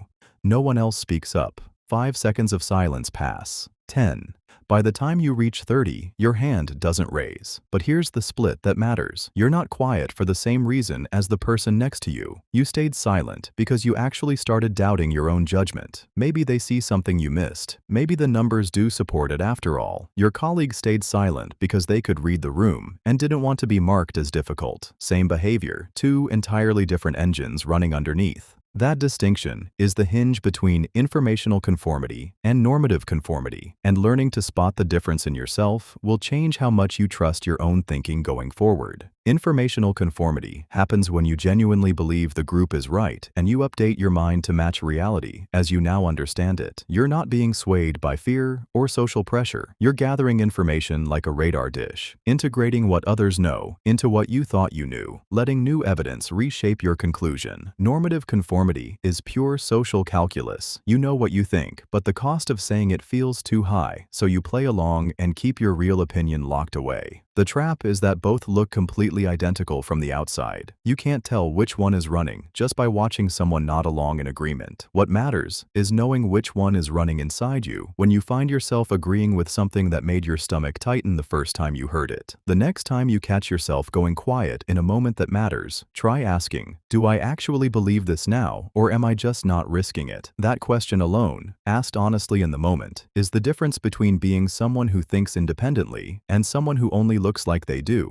Ash-line conformity. In 1951, Solomon Asch sat a person down in a room with 7 others and showed them 2 cards. 1 line, then 3 choices. Pick which matches. Trivial, except the 7 were actors, told to answer wrong. The real subject had no idea. They just heard person after person confidently name the obviously incorrect line. Then their turn came. What Ash discovered still lands hard. About a third of the time, the real participant agreed with the lie. They looked at a line that was plainly different and said it matched just because the group did, not because they'd misread the image. They saw it clearly. They simply couldn't hold the ground of being alone in what they saw. The number alone doesn't haunt you. What haunts you is the mechanism underneath. You aren't usually conscious of lying when you cave to consensus. You're not deliberately ignoring your eyes. Instead, your mind performs something quieter. It begins to doubt itself. Maybe you're the confused one. Maybe that line does match. The pressure isn't external shouting, it's an internal whisper, asking whether you can trust what you see. And there's your trap. You're not actually fighting peer pressure. You're fighting yourself. Here's what makes it real. Outside the lab. A meeting where silence hangs because everyone senses something's wrong, but no one speaks first. A group chat that swings toward an idea nobody believed 5 minutes before. A conversation where you hear yourself agreeing to something you didn't actually agree with because standing separate felt too costly in that particular moment. The antidote isn't doubling down on stubbornness or becoming the contrarian for its own sake. It's catching the exact instant when you feel sure and suddenly unsure at the same time, when certainty flickers like a light dimming. That flicker is usually the moment you're being reshaped, and noticing it, naming it to yourself, is often enough to hold your ground and remember what your eyes already knew. The first follower effect. You've seen it happen at a concert or a protest. One person starts dancing or chanting alone, looking slightly ridiculous, and nothing happens. Then someone joins them, and suddenly, it's a movement. That second person, that first follower, is doing something way more socially risky than the original person. The weirdo has already committed. They're past the point of return. But the follower, they're actively choosing to look weird by association, to publicly validate something still uncertain and untested. They're the real pivot point, the one whose choice rewires what everyone watching thinks is possible. This is why movements don't actually need masses. They need early adopters brave enough to step in when the thing still feels fringe. Your brain is constantly scanning to see what other people think is safe, worth doing, or real. When that first follower steps in, your nervous system gets the signal that maybe you're not crazy for thinking about it too. One person dancing looks like a breakdown. 2 people dancing looks like a choice. 3 looks like a party. The math never changes. It's just psychology rewiring itself moment by moment in real time.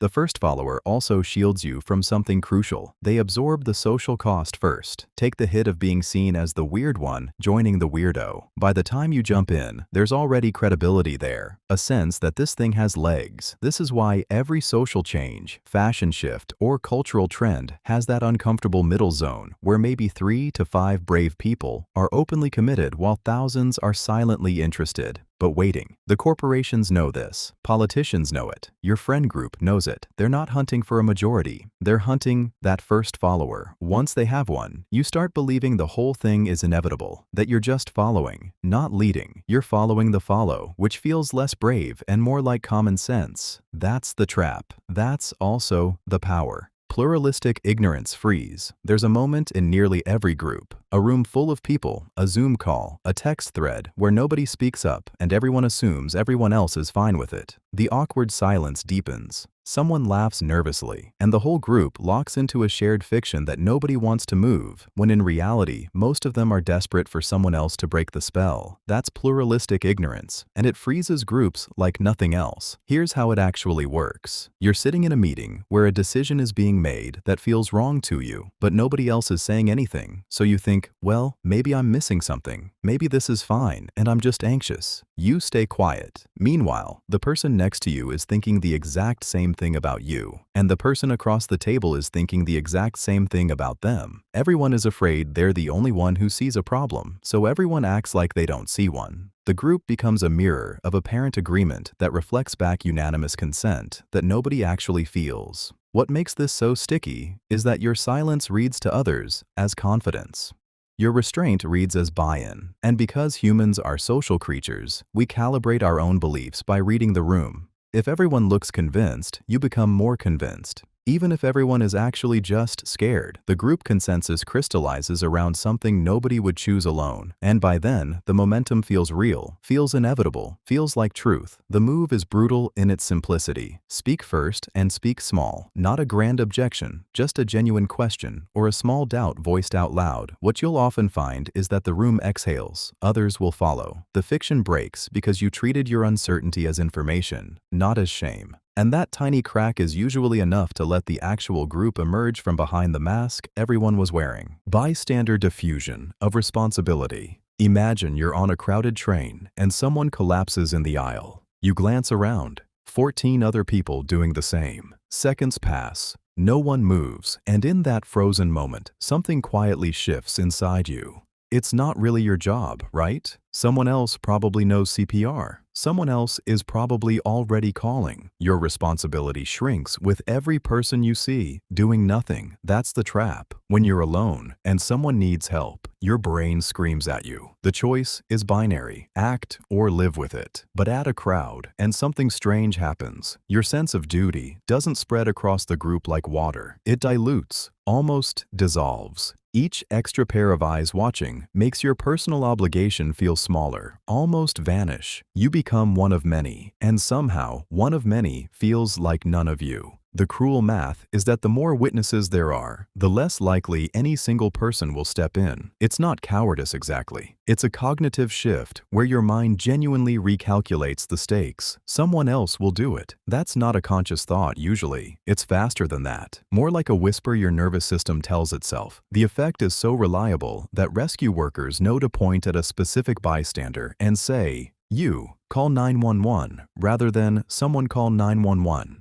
Specificity kills the diffusion. When the responsibility lands on you alone, you move. This is why groups often fail, where individuals act. You see it everywhere. The Slack message no one replies to because someone else will. The office wrongdoing no one reports because everyone assumes HR already knows. The friend crying at the table while the whole group sits quiet, each thinking another person should reach out. So watch yourself in group settings. Notice when you're waiting for someone else to speak up. That small internal shrug saying "not today," that's your moment of choice returning. Authority uniform compliance. A man in a white coat stops you on the street and asks you to hurt someone. You'd refuse, right? Walk away without thought. But Milgram's 1963 research found something darker. The moment that code existed, obedience rates shot through the roof. People delivered what they believed were lethal shocks, not because they were monsters, but because the uniform did something immediate to their brain. It didn't just signal competence, it actually silenced their own moral compass, quieting the voice that would normally scream "no." Here's the thing about uniforms and titles. They create a permission structure in your mind before you even realize it's happening. A nurse tells you to swallow something you're uncertain about, and you do it without demanding proof. A police officer approaches your car, and your body tenses differently than if a stranger in a hoodie did the same thing. You are not stupid for complying. You are human. Your brain learned early that people in specific outfits have been through selection, training, and accountability. Usually, that's absolutely right. But it's also a vulnerability that sits in your neurology like an unlocked door. The tricky part is that this doesn't require an actual uniform anymore. Not in a world of email and screens. A doctor's office layout, a corporate email signature with official letterhead, a website that looks polished and institutional, they all tap the same neural pathway. Your compliance rises before you've consciously decided to trust. And here's where it gets real. Authority figures know this. Some exploit it deliberately. Others simply benefit without thinking at all. The move isn't paranoia, it's friction. When someone in authority asks you to do something that makes you uncomfortable, add a single question. Would I do this if they were wearing jeans and a t-shirt? If the answer is no, you've found the uniform doing the work, not the reasoning. That small pause is often enough to let your own judgment back in.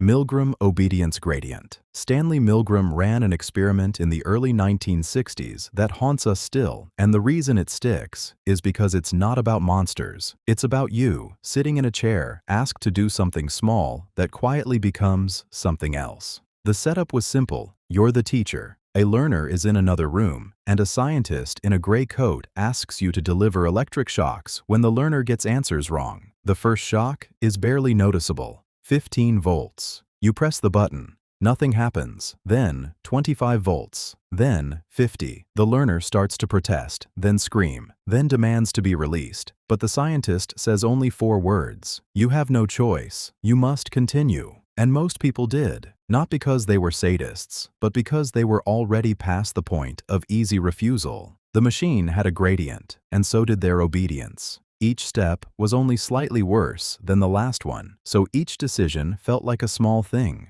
By the time the voltage was lethal, the person giving the shocks was already committed to the role, the scientist, the authority, the logic of having come this far. This is the architecture of how ordinary people do extraordinary harm, not in one shocking choice, but in a series of tiny steps that feel individually reasonable. You see this everywhere. The employee who slightly bends ethics, then bends a little more, until they're part of a system they no longer recognize. The activist who justified increasingly harsh tactics by incremental reasoning. The partner who lets small disrespect grow into contempt. Authority, context, and the sunk cost of having already begun. These things make obedience feel less like a choice and more like momentum. The antidote is not willpower or virtue. It's the ability to zoom out and ask yourself, would I choose this if I started here, rather than sliding here? Diffusion of moral agency. You've probably felt it at work, that moment when something ethically wrong happens in a meeting, and somehow nobody in the room feels responsible for it. The decision was made by the group.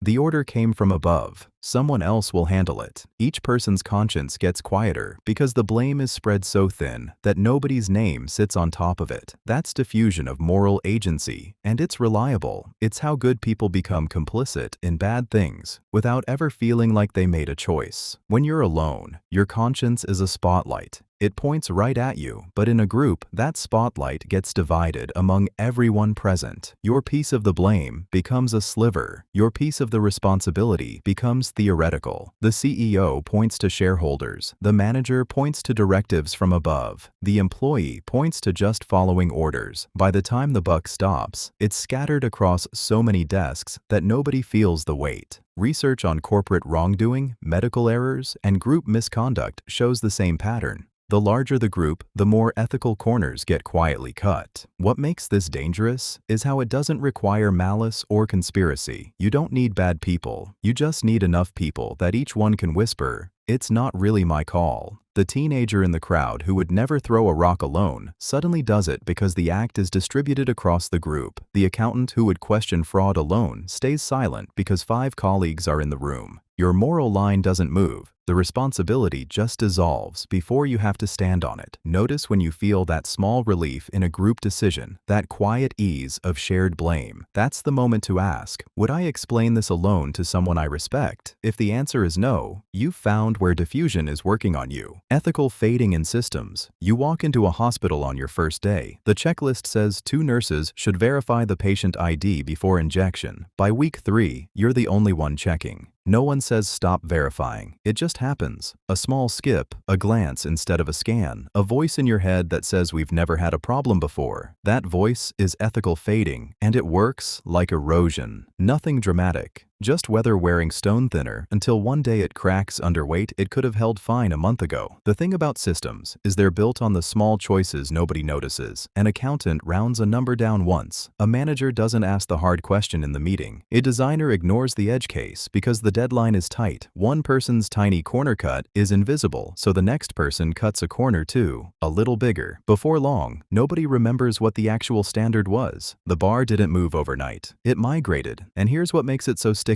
At each step, you feel reasonable. You're solving a real problem. You're working with constraints everyone else faces. The system normalizes it. Everyone does it this way. Why be so rigid? But ethical fading isn't about individuals. It's about friction loss. Systems work only if someone maintains them. Someone has to keep asking hard questions. Someone has to check the box, even when it feels redundant. Someone has to push back when shortcuts feel safe. The moment everyone agrees to save that cost together, the system starts to fail in ways nobody wants to admit. Watch for the fading in any system you're inside now. When people stop asking why they're doing something, when the rule becomes optional, when everyone knows, but nobody names it, that's when you're watching a system come apart. You don't need to fix the whole machine. Just be the one person who doesn't stop checking. Moral licensing rebound. You donate $50 to a charity, feel genuinely good about it for an afternoon, and then spend the next week being slightly ruder to your partner, interrupting them, dismissing their ideas, letting small annoyances boil into sharp words. Nothing conscious happened. You did not sit down and decide to be cruel, but your moral battery, it seems, was drained. This is moral licensing rebound, and it works like this. When you do something ethically good, your brain books it as credit. That credit creates a buffer. You feel licensed to behave worse because you have already proven you are a good person. The math feels airtight to the unconscious mind.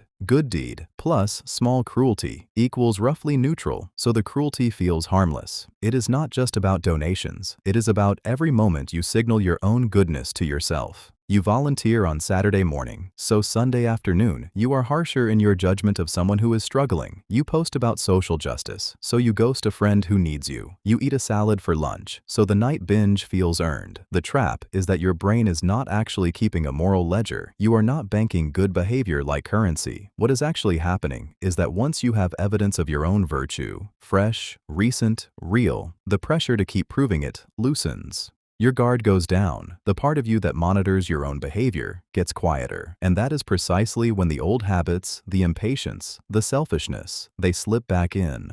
Watch for the rebound after your own small goodnesses. The moment you feel that warm glow of doing something right is often the moment you need to stay sharper, not softer. One good deed does not give you permission to abandon the others. Your character is not a one-time purchase. It is a daily choice, every single time. Just world rationalization. Someone sleeping rough walks past, and your first thought lands on their choices, not chance. A coworker gets cancer, and you mentally audit their life. Maybe they didn't exercise. Maybe stress did it. Your friend loses their job, and you wonder quietly if they simply weren't trying hard enough. Your brain does this automatically, and it feels like clear-eyed realism. It isn't. It's a deep human need to believe the world is fair, that outcomes match effort, that suffering is always earned. When reality breaks that belief, your mind generates actual discomfort, the kind that makes you want to leave the room or change the subject. So instead of sitting with that ache, you construct a story where bad things happen to people who deserved them, and good things happen to people who earned them. This belief is stickier than most thought patterns humans carry because it feels like wisdom. It feels protective, but what it actually does is let you off the hook. If poverty is always a personal choice, then you don't need to care about systemic collapse. If illness is always a lifestyle mistake, then you can stay comfortable watching people suffer. If failure is always weakness, then you can judge the struggling without examining your own luck. The trap deepens because this belief makes you predict people's futures with false confidence. You assume the person who fell already had the flaw buried inside them, rather than seeing how circumstances, timing, and privilege shaped what happened. When someone you know succeeds, you credit their character while forgetting their advantages. This blinds you to how fragile your own life might actually be. How much much circumstance matters, how little control you truly have. Next time you judge someone's situation, ask yourself what advantages allowed you to avoid it, not to feel guilty, to see clearly. That clarity is where real wisdom begins, and it's far rarer than the comfortable stories we tell ourselves in the dark. De-individuation in crowds. You are at a concert or a protest, and something shifts in your chest around the third song or the third chant. The weight of thousands moves like a single body, and suddenly, you are not entirely yourself anymore. Your face is just one face in a sea. Nobody is watching you specifically. That anonymity is not relief. It is a permission slip your brain just signed without asking. De-individuation is what happens when the crowd swallows your sense of individual accountability, and your usual rules for yourself go quiet. Here is what makes it so slick. It does not feel like you are changing. It feels like you are finally free. The person next to you is also nobody. The person in front of you has no name you will ever know. So when someone starts pushing forward, or throws something, or shouts something they would never say alone at dinner, there is no personal consequence in your body's calculation. Your brain has downshifted from, I am Sarah, I have a reputation, to, I am a particle in motion. This is not a moral failing. It is ancient neurology. Your prefrontal cortex, the part that worries about what people think of you, literally reduces its activity in dense crowds. Your sense of individual identity becomes diffuse. You think less about the future. You act more on what the surrounding energy feels like right now. A protest can swell into violence. A concert crowd can become a crush. A group chat can say things nobody in that group would say face to face. The sticky part is recognizing when it is happening to you, because it always feels natural while occurring.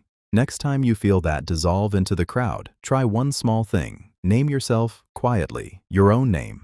It sounds strange, but it pulls a tiny bit of your individual accounting back online. Not enough to make you rigid, just enough to give yourself a fighting chance at staying somewhat yourself. Risky shift dynamics. You walk into a meeting where nobody wants to be the first one to suggest something wild, but halfway through, someone throws out a bold move. Suddenly, 3 people nod. Then someone else leans in harder. By the end, the whole table has signed off on a decision that, in a one-on-one conversation, half of them would have called reckless. This is risky shift, the strange mathematics of groups that makes us braver and dumber at the same time. What happens in a group is not democracy. It is a momentum machine. When people sit together, they do not average their risk tolerance. They escalate it. Part of it is diffusion of responsibility. Nobody feels like the sole architect of a bad choice if everyone owns it. But there is also something darker, a race to prove you are not the cautious one. The chicken, the person holding everyone back. Social status plays in the background, like a silent film, and people start performing courage they do not actually feel. The board approves the aggressive acquisition. The team commits to an unrealistic deadline. The group decides to stay out later than any individual wanted. Each person thinks everyone else wants it more. Each person is wrong. The trap tightens when you add an audience, a competitor, or a shared enemy. Risk becomes identity, and once your identity is on the line, backing down feels like losing face, so the group pivots toward the edge.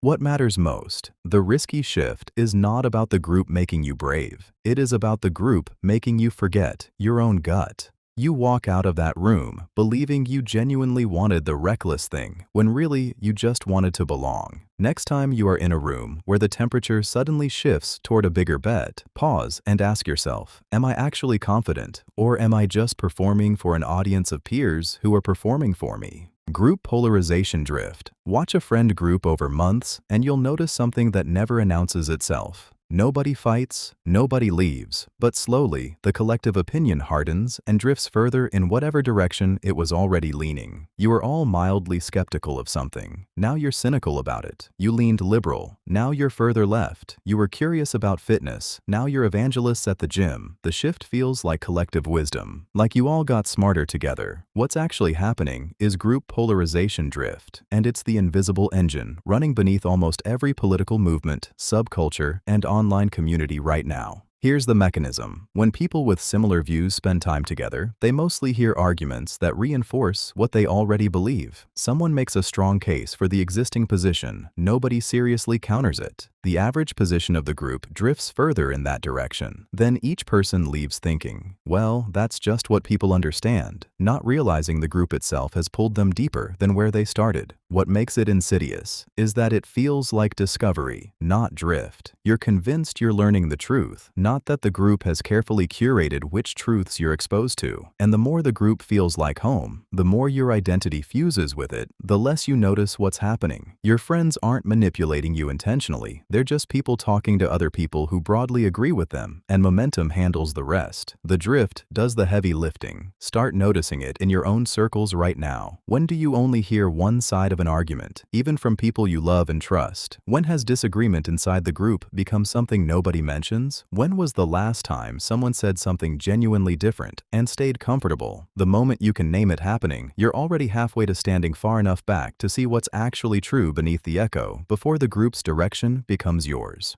Groupthink consensus illusion. You walk into a meeting where everyone seems already decided. The boss leans forward, your colleague nods, another one says, "Yeah, exactly." And suddenly, your small doubt, the one you had on the way in, feels like it's not worth mentioning. So you don't. By the time you leave, you believe everyone wanted this. Everyone agreed. The truth is much stranger. Everyone left thinking the same thing you did, and for the exact same reason. This is the consensus illusion, and it rewires what a group actually believes in real time. What makes it stick is that silence feels like agreement. When you don't speak your doubt, the person next to you assumes you're on board and relaxes. They don't speak theirs either. The room gets quieter. Quieter usually means more aligned, so everyone's confidence rises. The illusion is so clean that people walk out of these meetings shocked when they later learn half the room had the same reservations. They swear they heard agreement. They're right. They heard silence, and their brain translated it into consensus. It's not lying. It's not stupidity. It's just how the mind fills in the gaps when there's social pressure in the room. The trap deepens in high-stakes moments. A team about to make a big hire. A family deciding about an aging parent's care. A workplace about to approve something risky or expensive. The stakes make speaking up feel riskier, so fewer people do it. The silence grows thicker. The illusion deepens. And then the decision gets made on the back of something that never actually existed at all. The smallest antidote is almost laughable in its simplicity. Ask, not accusingly, not in a way that shames people. Just, before we decide who has reservations, give people permission to think out loud without penalty. You'll be shocked how many hands go up. The consensus wasn't real. It was just what silence sounded like to a room full of people, all waiting for someone else to speak first. In group-out-group instinct, you walk into a coffee shop and spot a table of people wearing the same university hoodie. A moment passes before you notice it, but something in you shifts. They feel like they belong to something, and you don't. Now imagine you put on that same hoodie tomorrow. Suddenly, you're part of a tribe. The hoodie didn't change. You did. This is the in-group, out-group instinct at work, running your social life in ways you've never named, bending your choices and your trust in directions you can't always see. The mechanism is ancient. For most of human history, being cast out of your group meant death. Predators, starvation, exposure. Survival was a team sport. Your brain learned to spot boundaries between us and them, to strengthen bonds with the inside crew, and to be suspicious of the outside edge. That wiring is still humming today, just without the predators. Now it fires when you see a rival sports team, a different political party, people from the other side of town, or anyone your group has decided is not one of us. The mechanism doesn't care whether the threat is real. It only cares that the boundary exists. The trap is how automatic it feels. You don't choose to trust someone wearing your group's colors more than a stranger. You don't decide to believe rumors about the out-group faster or more eagerly. Your brain does it before your thinking mind even shows up. And here is where it gets sticky. Once you're inside a group, that group's ideas become your ideas. Not because you evaluated them, because the group decided them, and your survival instinct treats group agreement like a vote you already cast. A loyalty you can't take back. Notice the next time you're inside a group story about an out-group. Ask whether you would believe that story if a stranger told it to you, without the group logo attached. That tiny separation between loyalty and truth is where your freedom lives.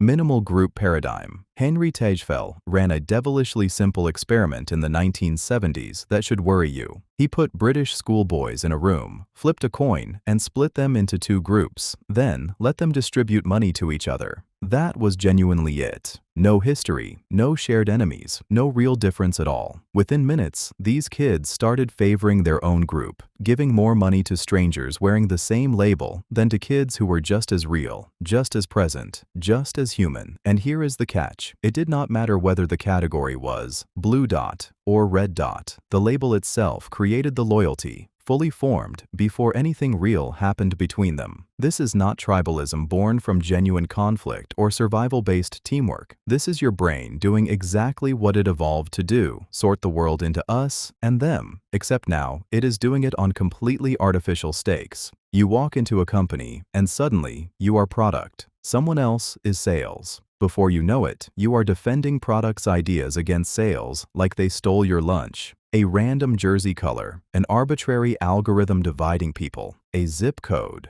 Your mind grabs the simplest available category and turns it into something that feels like identity, something worth protecting. What makes this dangerous is how natural it all feels from the inside. The loyalty does not feel like it is coming from nowhere. The other group does not feel arbitrary. They feel genuinely different, genuinely less committed, genuinely more self-serving. But Tajfel proved that feeling is free-floating. It will attach itself to any boundary you give it, no matter how thin or how meaningless. The minimal group paradigm is why office politics feel real, why fans hate rival teams with actual heat, why you instinctively trust someone who shares your label. The boundaries are paper, but your conviction that the other side is wrong, that feels solid, and it is built on almost nothing. Out-group homogeneity bias. Walk into a room where you know almost nobody. You notice the group across from you. Maybe they're from a different company, a different city, wearing clothes you don't wear. Within seconds, your brain hands you a verdict. They're all pretty similar. They dress the same, probably think the same, probably want the same things. Now swap the angle. When someone from outside your circle looks at your group, you know that's not how it works at all. Your friends are wildly different. You have the quiet one, the loud one, the ambitious one, the drifter. You're all distinct, but somehow that complexity vanishes the moment you're looking at them. This is out-group homogeneity bias, and it's so automatic you won't catch it unless you're looking. Your brain takes a shortcut. Processing dozens of strangers as individuals is expensive, so it bundles them into a single template. Easier to store, easier to predict, easier to feel safer around. That's the trap though. When you see a group as one undifferentiated block, you miss the rebels, the outliers, the ones who don't fit the mold you just invented for them. You also get meaner without noticing. If everyone in that group is the same, then one person's bad behavior feels like proof of something about all of them. You wouldn't do that to your own tribe. You'd call it a fluke, a bad day, an exception. The corrective here is small, but real. Next time you catch yourself generalizing about a group you don't know well, pause and name 3 specific people in it. Not stereotypes, actual people, jobs, quirks, things they care about. Your brain will resist. It wants the template back. But the more you interrupt that shortcut, the harder it becomes to see any group as a monolith. That matters because entire conflicts, hiring biases, and cold rejections live in that gap between how you see your own people and how you see everyone else. Common enemy bonding. Watch what happens in a fractured workplace the moment a hostile acquisition gets announced. The people who couldn't stand each other Tuesday are suddenly eating lunch together. Wednesday, sharing intel, making plans. Nothing about their actual disagreements has changed. They still annoy each other, still want different things, but suddenly they're a team. The enemy has moved outside the room, and now the internal friction feels like a luxury neither can afford. This is common enemy bonding, and it's so reliable you can set your watch by it. The mechanism is almost embarrassingly simple. Shared threat flattens internal hierarchies. Your brain doesn't want to think about who deserves credit or who messed up last quarter when there's a larger predator at the gate. Fear and adrenaline make cooperation feel necessary, even urgent, even between people who otherwise would compete. The adhesive feels temporary until you realize it isn't. It can calcify into actual loyalty if the external threat stays loud enough for long enough. This is how rivals become allies, how divided teams suddenly find common purpose, how political enemies sit down at the same table. The catch, though, is the fragility underneath. The moment the external threat softens or disappears, the old fractures resurface almost immediately. People revert to their original positions. The temporary truce dissolves into resentment. often worse than before, because now people remember both the old conflict and the forced togetherness. Watch what happens to organizations after they survive a crisis. The bonding evaporates, the blame returns, the relief cools into recrimination. Nothing lasts quite like an external enemy, but nothing dissipates faster either once the danger passes. If you find yourself unexpectedly close to someone because you're both against something, notice that the closeness is real, genuinely real, but its foundation is fragile in ways you might not see until the pressure lifts. The glue only holds as long as the threat does, and that matters more than you'd think when you're rebuilding anything afterward. Scapegoating displacement. You've probably been on both sides of this and didn't even notice it happening. A manager walks into a meeting furious about a quarterly miss. Not because of the bad market, not because of the layoffs that gutted the team last month, but because someone filed a report late. That rage, that certainty this one person ruined everything, is displacement in its most useful costume. The real threat is too big, too systemic, too much about luck or forces outside anyone's control. So the mind finds a smaller target and calls it the problem instead. Suddenly there's clarity, someone to blame, someone to fix. Whole groups do this at scale. A recession hits, blame immigrants. A team is failing, the newcomer is the poison. A marriage is suffocating. That friend who suggested going out becomes the real culprit. What makes scapegoating so sticky is that it feels like diagnosis, not displacement. Your brain genuinely sees the scapegoat as the source, not as a stand-in for the anxiety or powerlessness underneath. And because scapegoating often works in the short term, it gets reinforced hard. Blame someone, fire them, feel relieved for a few weeks, and the relief is so real, it drowns out the fact that the actual problem is still grinding away. You feel better. Your group feels unified around a shared enemy. The system stays broken, but that invisible fact doesn't register the way the relief does. The trick is noticing when you're reaching for blame in moments of pure helplessness, when someone becomes the perfect villain, when everyone suddenly agrees they're the problem. That's usually the moment to pause and ask what larger, scarier thing you're not naming. Sometimes the scapegoat is genuinely the issue, but often they're just what your mind grabbed, because looking at the real problem would mean sitting with complexity you can't control, and that feels worse than certainty, even false certainty. Status hierarchy scanning. Watch someone enter a room they've never been in before. A party, a conference, a family dinner. Their eyes don't light up at the friendliness on people's faces. No, they scan. Within seconds, they know who's holding the attention, whose opinion people wait for, who's checking their phone because they feel small. You do this too. Your brain runs it automatically, like a background app, and you rarely notice the scan itself, only the feeling that lands afterward. This isn't snobbery or status chasing, though it can be. It's an ancient survival system that never got an off switch. Your ancestors lived in groups where knowing the hierarchy meant knowing where danger lived. Who could protect you? Who might challenge you? That software is still running in your skull, translating every room into a map of dominance and belonging. Here's where it gets sticky. Once you've scanned, you behave differently. You might laugh slightly louder near someone you've registered as high status, or hold back your real opinion. You might feel smaller next to a confidence you read as powerful, even if that person is just faking it better. You calibrate your voice, your posture, your visibility, all without deciding to. The weird part is that everyone else is scanning you at the same time. You are someone's hierarchy data point. This creates a feedback loop where people's actual status matters less than the status they've been assigned by collective scanning. A nervous expert gets ranked below a calm charlatan. A quiet person with real power gets overlooked because they don't broadcast the right signals. The leverage move isn't to stop scanning. You can't. Your neurology won't allow it. But if you notice you're doing it, you can ask, who am I treating differently and why?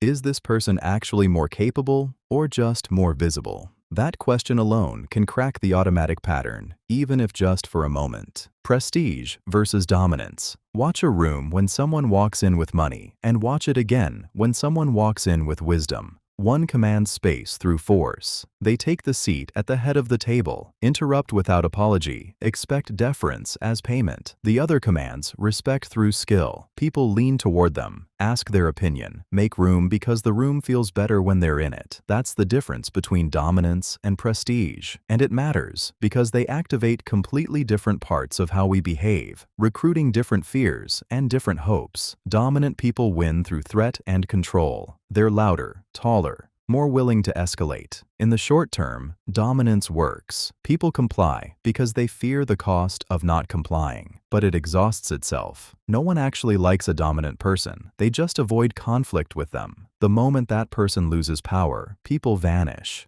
Think of the boss everyone feared versus the leader everyone wanted to follow. The second one built something that lasted, something people defended even when no one was watching. Prestige is earned. It's granted by others because you have something they value. Competence, integrity, the ability to solve problems they can't solve alone. Prestige doesn't need enforcement because people voluntarily give you attention. They listen harder, they believe you faster, they stick with you longer, not out of fear, but out of genuine regard. And here's the asymmetry that rewires your understanding. You can actually gain prestige by giving it away, help someone succeed, share credit, admit what you don't know. Prestige only grows when you spread it. The trap is that dominance feels faster. It works immediately. Prestige takes time, vulnerability, consistency. So most people reach for dominance when they're impatient, stressed, or scared of losing control. But if you want to stay influential, if you want people to follow you when the stakes matter, prestige is the only currency that actually holds value. The question isn't which one are you, it's which one do you want to become. Costly signaling display. You've seen it 1,000 times without naming it. The friend who suddenly buys an expensive car they can barely afford. The influencer posting luxury vacation photos she's still paying off. The guy at the gym who makes sure you notice his watch during bicep curls. These aren't random splurges. They're signals, and they work because they cost something real. A costly signal is proof.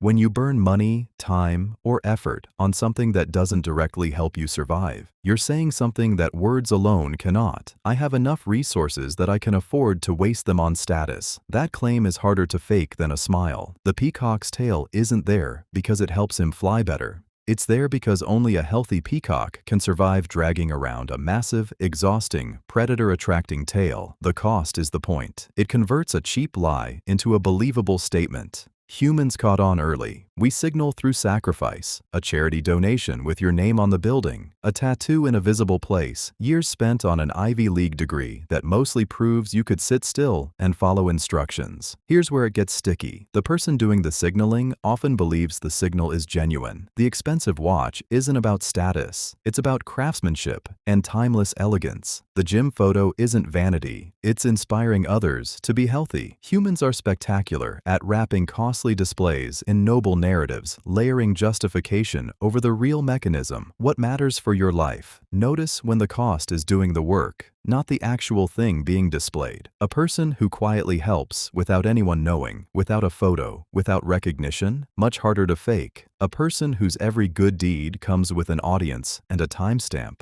The signal itself is revealing something true. Start watching for the gap between what people say they value and what they're actually paying for. The honest answer lives in the expense, not the explanation.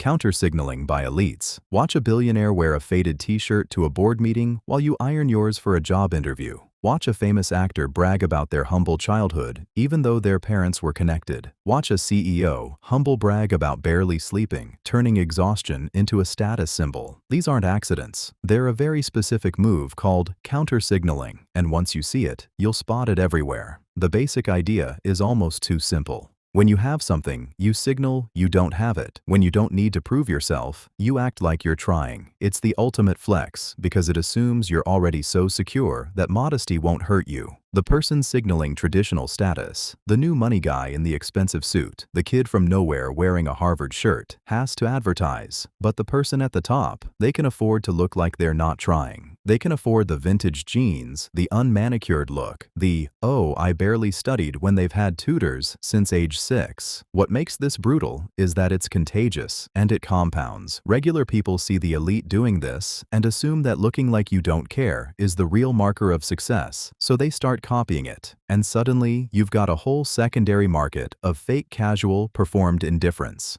The exhausted consultant bragging about pulling all-nighters because their boss does it. The college kid dressing down because that's what confident people do. But here's the trap. Counter-signaling only works if you're actually at the top. If you're not, performing indifference just looks like you don't care or can't afford better. The cost of entry is invisible status you haven't earned yet. So, when you feel the urge to perform nonchalance, to brag about how little effort something took, pause and check. Are you actually signaling something real, or are you copying a move designed for people you're not? That gap between the two is where a lot of energy gets wasted. Zero-sum status thinking. Someone gets promoted at work and your chest tightens, not because you wanted that specific job, but because they went up and you stayed still, which somehow feels like you went down. That's zero-sum thinking, and it's running underneath so much quiet resentment you don't even notice. Your brain treats status like a poker table, where every chip someone else wins is a chip you've lost. Even if nothing in your actual life changed, you could be genuinely happy for them and still feel diminished. Both feelings coexist because they operate on different neural logic entirely. This is why a friend's win can sting longer than your own loss. A friend's win means they're now ahead in the hierarchy you both live in. You still work the same job, earn the same money, own the same house, but somehow you've slipped a rank relative to them. And because humans are obsessed with relative position, not absolute comfort, that slippage feels real enough to act on. Wealthy countries don't see happiness spike when everyone gets richer. Only those who got richer than their peers feel the lift. It's not about having more. It's about having more than. The comparison is the drug, not the actual thing. The trap deepens because zero-sum thinking is invisible. You don't feel like you're playing status poker. It just feels like disappointment, or envy, or a sudden coolness towards someone who did nothing to you. But when you catch yourself feeling smaller because someone else got bigger, you can ask the actual question. Did my life get worse, or did my comparison get worse? Most of the time, it's the second. That gap between your life and theirs is the only thing that shifted, and that gap is made of story, not circumstance. Knowing that doesn't kill the sting, but it stops you from making moves based on phantom losses. The feeling remains, but your hands go back on the wheel. Envy disguised as principle.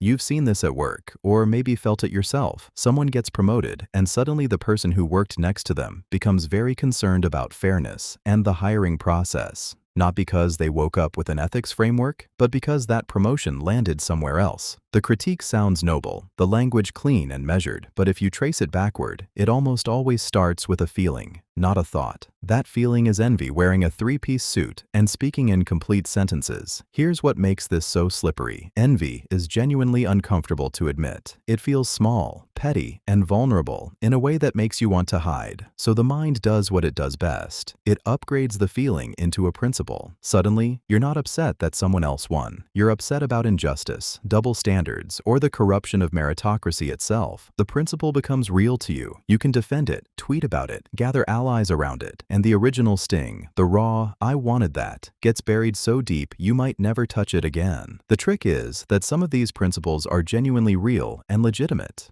There are unfair systems. There are double standards. So envy gets a free ride by hitching itself to the truth. You can't quite pin down where the honest observation ends and the wounded ego begins, which is exactly the point. It's the perfect disguise, the one nobody questions because it's partly true. What matters is learning to feel the difference in yourself. When you notice yourself suddenly angry about how someone else succeeded, pause. Is this about a principle you'd care about if it didn't affect you? Not as judgment, just as information, because the moment you can name the envy underneath the principle, you get to choose whether the principle still matters. And sometimes it will, sometimes it won't, but at least you'll know what you're actually protecting. Schadenfreude and rivalry. You watch someone you've been competing with, at work, in sports, in love, stumble hard and publicly. And in that split second before you catch yourself, there's a flash of pure pleasure. Not pity, not concern. Joy at their failure. That feeling has a name, but the name almost doesn't matter. What matters is understanding why it lives in all of us and what it reveals about how we measure ourselves against the people we're supposed to be beating. Schadenfreude doesn't feel like cruelty in the moment. It feels like justice, like proof that you were right about them all along. or that the universe is finally fair. But here's what's really happening. You've tangled your own worth so tightly to their falling that their pain becomes your win. That's the mechanics of rivalry. It's not about what they're doing anymore. It's about the fact that they're doing it instead of you, or better than you. The deeper pull is neurochemical. Status is currency in the human brain, and when someone you compete with loses ground, your relative position rises without you having to do anything. Your brain doesn't distinguish between climbing and watching others fall. Both feel like ascent. The trap is that this emotion reinforces itself. Every time you feel it, you get a small hit of superiority. Your mind files it away. Losing to them hurts, but watching them lose feels almost like winning. So you begin, without noticing, to invest in their failure. You follow their downfall closer than their success. You notice every misstep. You tell the story of it to friends. Over time, you've built a relationship that depends on them being smaller than you. You can't hate someone and respect them simultaneously, and you can't grow in a rivalry built on their diminishment. The moment you catch yourself genuinely happy at someone else's loss, ask, am I building myself up or just tearing them down to feel taller? Because only one of those actually makes you stronger. Reactance to control. Your teenager is scrolling. You say, put that phone down right now. Watch what happens next. They don't put it down. They hold it tighter and maybe even unlock it again just to prove the phone is theirs to keep. Nobody physically forced their hand, but something inside snapped the moment you took away the choice. That snap is reactance. The fury we feel when someone constrains our freedom and the instant pushback we give to get that freedom back. The tricky part is that reactance doesn't care if the suggestion is reasonable. A doctor tells you to cut sugar. You suddenly crave donuts. A partner says, you never listen to me. You dig into your position harder. Your boss implements a new rule about email response time. 3 people who didn't care about email before now send messages at midnight just to prove nobody controls when they work. It's not logic, it's biology. Your brain treats lost freedom like a threat, and it mobilizes to recover what it lost. What makes this predictable? Reactance gets strongest when the threat feels personal or absolute. Soft suggestions almost never trigger it. Demands do. You'd probably feel better if you exercised lands differently than you have to exercise. One preserves your agency, the other revokes it. The bigger the freedom you feel slipping away, the harder you'll fight to reclaim it, even if reclaiming it hurts you. Most of us don't realize we're doing it. Someone sets a boundary, and instead of hearing, here's what I need, you hear, you don't get to choose. And suddenly the thing you weren't even interested in becomes the hill you'll die on. The antidote isn't to stop setting boundaries. They matter. It's to frame requests as choices whenever you can. Give people a lane, not a cage. Let them feel like they're still the ones steering. That small shift in wording stops the snap before it starts, and people end up doing what you needed anyway because they chose it themselves. Forbidden fruit, amplification. Think about the last time someone told you not to do something. Not asked, but told. Maybe a parent's warning, a rule at work, a partner's boundary. Notice what happened in your chest right then. Not relief, not obedience, resistance. A sudden magnetic pull toward the very thing you're supposed to avoid. That's not weakness. That's neurobiology colliding with psychology, and it makes you predictable in ways you don't realize. When something is restricted, your brain receives 2 pieces of information at once. The surface message, don't do this, and the subtext underneath, this thing is valuable, or they wouldn't protect it. Suddenly, the forbidden item becomes more desirable, not less. A diet makes cookies taste better. A blocked app becomes the only thing you want to check. Someone playing hard to get seems irresistible. The restriction itself becomes advertising. Here's where most people stumble. You know you're drawn to forbidden things, but you tell yourself you're making a free choice when you pursue them. You're not thinking, I want this because it's forbidden. You're thinking, I genuinely want this because the amplification happened so fast and so early that it feels like original preference. The restriction rewrote your desire, and you never noticed the rewrite. This cuts deepest with information. Tell someone they can't know something, and their brain decides it must be important. Censor a piece of news, and suddenly everyone's talking about it. Make an email confidential, and people lean in harder. The scarcity of access becomes proof of value. What makes this mechanism so sticky is that it works the same way whether the restriction comes from outside or from your own rules. You tell yourself, you can't have dessert, and dessert becomes king. You declare a topic off limits in your mind, and your thoughts circle back obsessively. When you feel a strong pull toward something prohibited, pause and ask, am I drawn to this because I actually want it or because I can't have it? Sometimes removing the restriction lets you see clearly. The desire either deepens into genuine want or it evaporates like fog in sunlight. Scarcity urgency trigger. You've probably noticed the countdown timer on a product page. Only 3 left in stock. And felt a small jolt of panic, a sudden pressure to decide right now instead of, tomorrow. That jolt isn't an accident. It's the scarcity urgency trigger, and it works because your brain didn't evolve to shop online. It evolved in a world where resources actually ran out. If the tribe found food, you ate it then, or it was gone.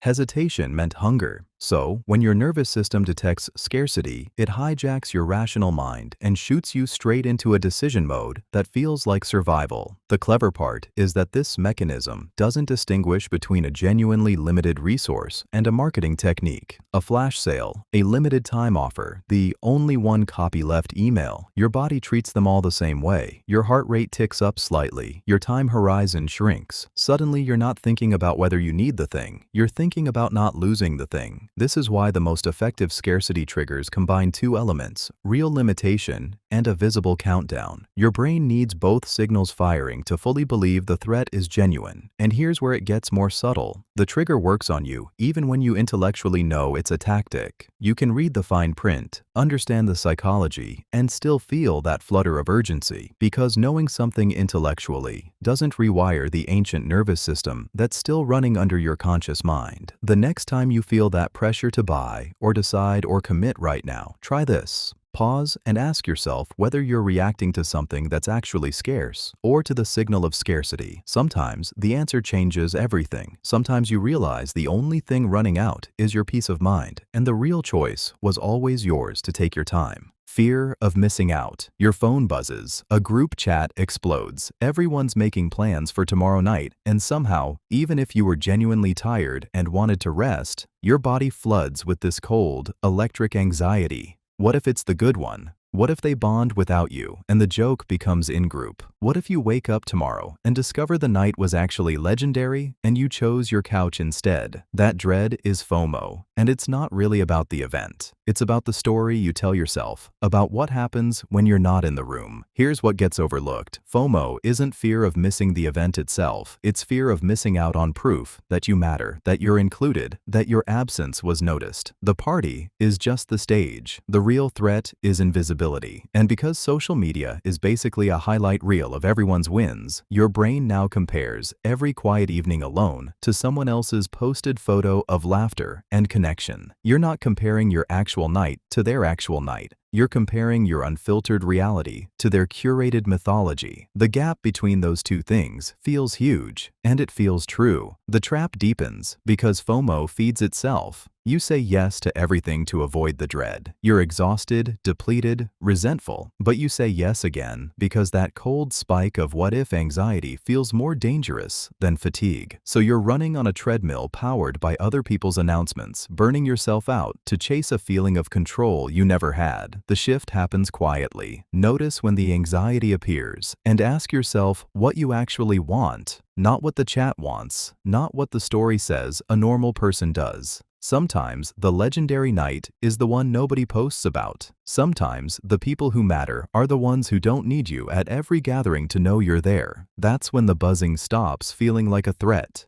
Deadline-induced decisiveness. You know that feeling on day one of a project when you have 10,000 options and can't pick. Then the deadline drops to 3 days, and suddenly every choice becomes obvious. The fog lifts. Priorities snap into place like someone turned on the lights. What changed wasn't your information. It was your constraint. Your brain, faced with real scarcity, stops spinning and starts moving. This is deadline-induced decisiveness, and it reveals something we hide from ourselves. We don't want clarity. We want optionality. As long as the deadline feels theoretical, your mind stays in perpetual browse mode, scrolling possibilities, imagining better versions, keeping doors open. But the moment time becomes tangible, something shifts. Your brain is forced to choose not based on perfect information, which never exists, but on what's good enough right now. Watch this play out everywhere. Job hunters who hemmed and hawed for months suddenly accept an offer when another one lands. Couples who endlessly debated moving finally commit the week before their lease expires. Patients who researched endlessly finally start treatment once the doctor says the window is closing. The deadline doesn't usually bring new facts. It just makes you stop waiting for ones that might never come. And here's the trap. You can use this against yourself. If you manufacture tight deadlines on decisions you're avoiding, you're not making wiser choices. You're just forcing yourself to move. Sometimes that's right. Sometimes you're sprinting past something that mattered. The smarter move is to notice which deadlines are real and which ones are just fear wearing a watch. Real deadlines have consequences. Fake ones just have urgency. The quiet difference between them matters more than speed ever will.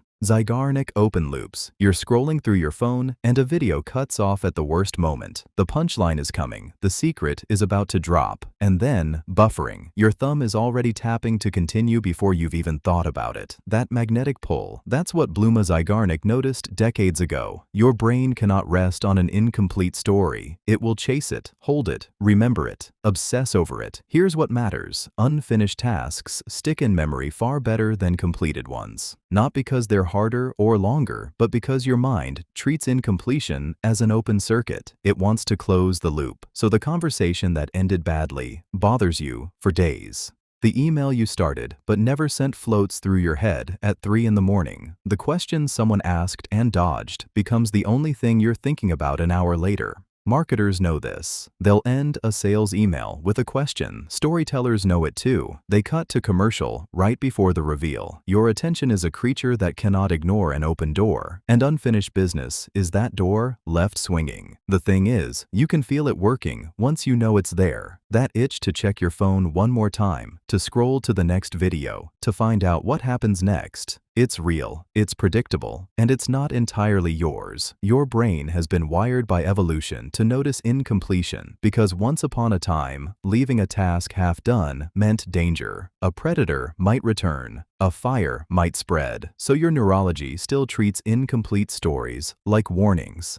The quieter move, the one that actually gives you back some agency. Finish small things. Close the loops you create. Complete the sentence in the email. Answer your own question before you send it. The relief is not fancy, but it's real, and it buys you back the mental space that open loops were quietly stealing. Curiosity gap. Compulsion. You're scrolling at midnight and you see a headline. This one weird trick changed everything. You don't even want to know what it is, but your thumb keeps moving. That pull you feel. That almost involuntary itch to close the gap between what you know and what you don't. That's the curiosity gap, and it runs deeper than mere nosiness. Your brain literally cannot rest when information feels incomplete. A song stuck at a suspended chord, a story with a cliffhanger, someone starting a sentence and pausing. All of it creates a small but real discomfort that only resolution can ease. Marketers learned this decades ago, which is why headlines dangle mystery instead of delivering answers up front. You won't believe what she said next works not because it's clever, but because your nervous system treats incomplete information like an itch that needs scratching. The gap itself becomes painful. What makes this compulsion especially sticky is that it hijacks your agency without you noticing. You think you're making a choice to click, to scroll, to open the email. In reality, a gap in your knowledge triggered a mild cognitive tension that you're now solving almost unconsciously. The more ambiguous and personalized the gap feels, the more it whispers, "This is for you," the harder it pulls. Watch how you respond to a text that says, "We need to talk." Not curiosity, but dread-fueled urgency, wearing the same mechanism. The trap isn't the existence of gaps themselves. It's how automatic the response has become, how invisible the trigger is, until you're already moving. When you feel that pull, try naming it in the moment. That's the gap. That single word between impulse and action is where your actual choice lives. Not avoiding the gap entirely. Awareness doesn't make avoidance easy, but it does make the pull feel less like fate and more like weather passing through. The next time you catch yourself reaching, pause and ask what information you're actually missing versus what story the gap is telling you it means. Availability, heuristic vividness. You see a news story about a plane crash, tragic, detailed, faces of survivors, and suddenly you're gripping the armrest on your next flight. Meanwhile, you drove home last night at midnight half asleep and felt nothing, even though statistically you were far more likely to die on that highway. The crash has a story. The statistics don't. Your brain doesn't ask, "What's most likely?" It asks, "What can I picture most clearly right now?" and treats that clarity like evidence.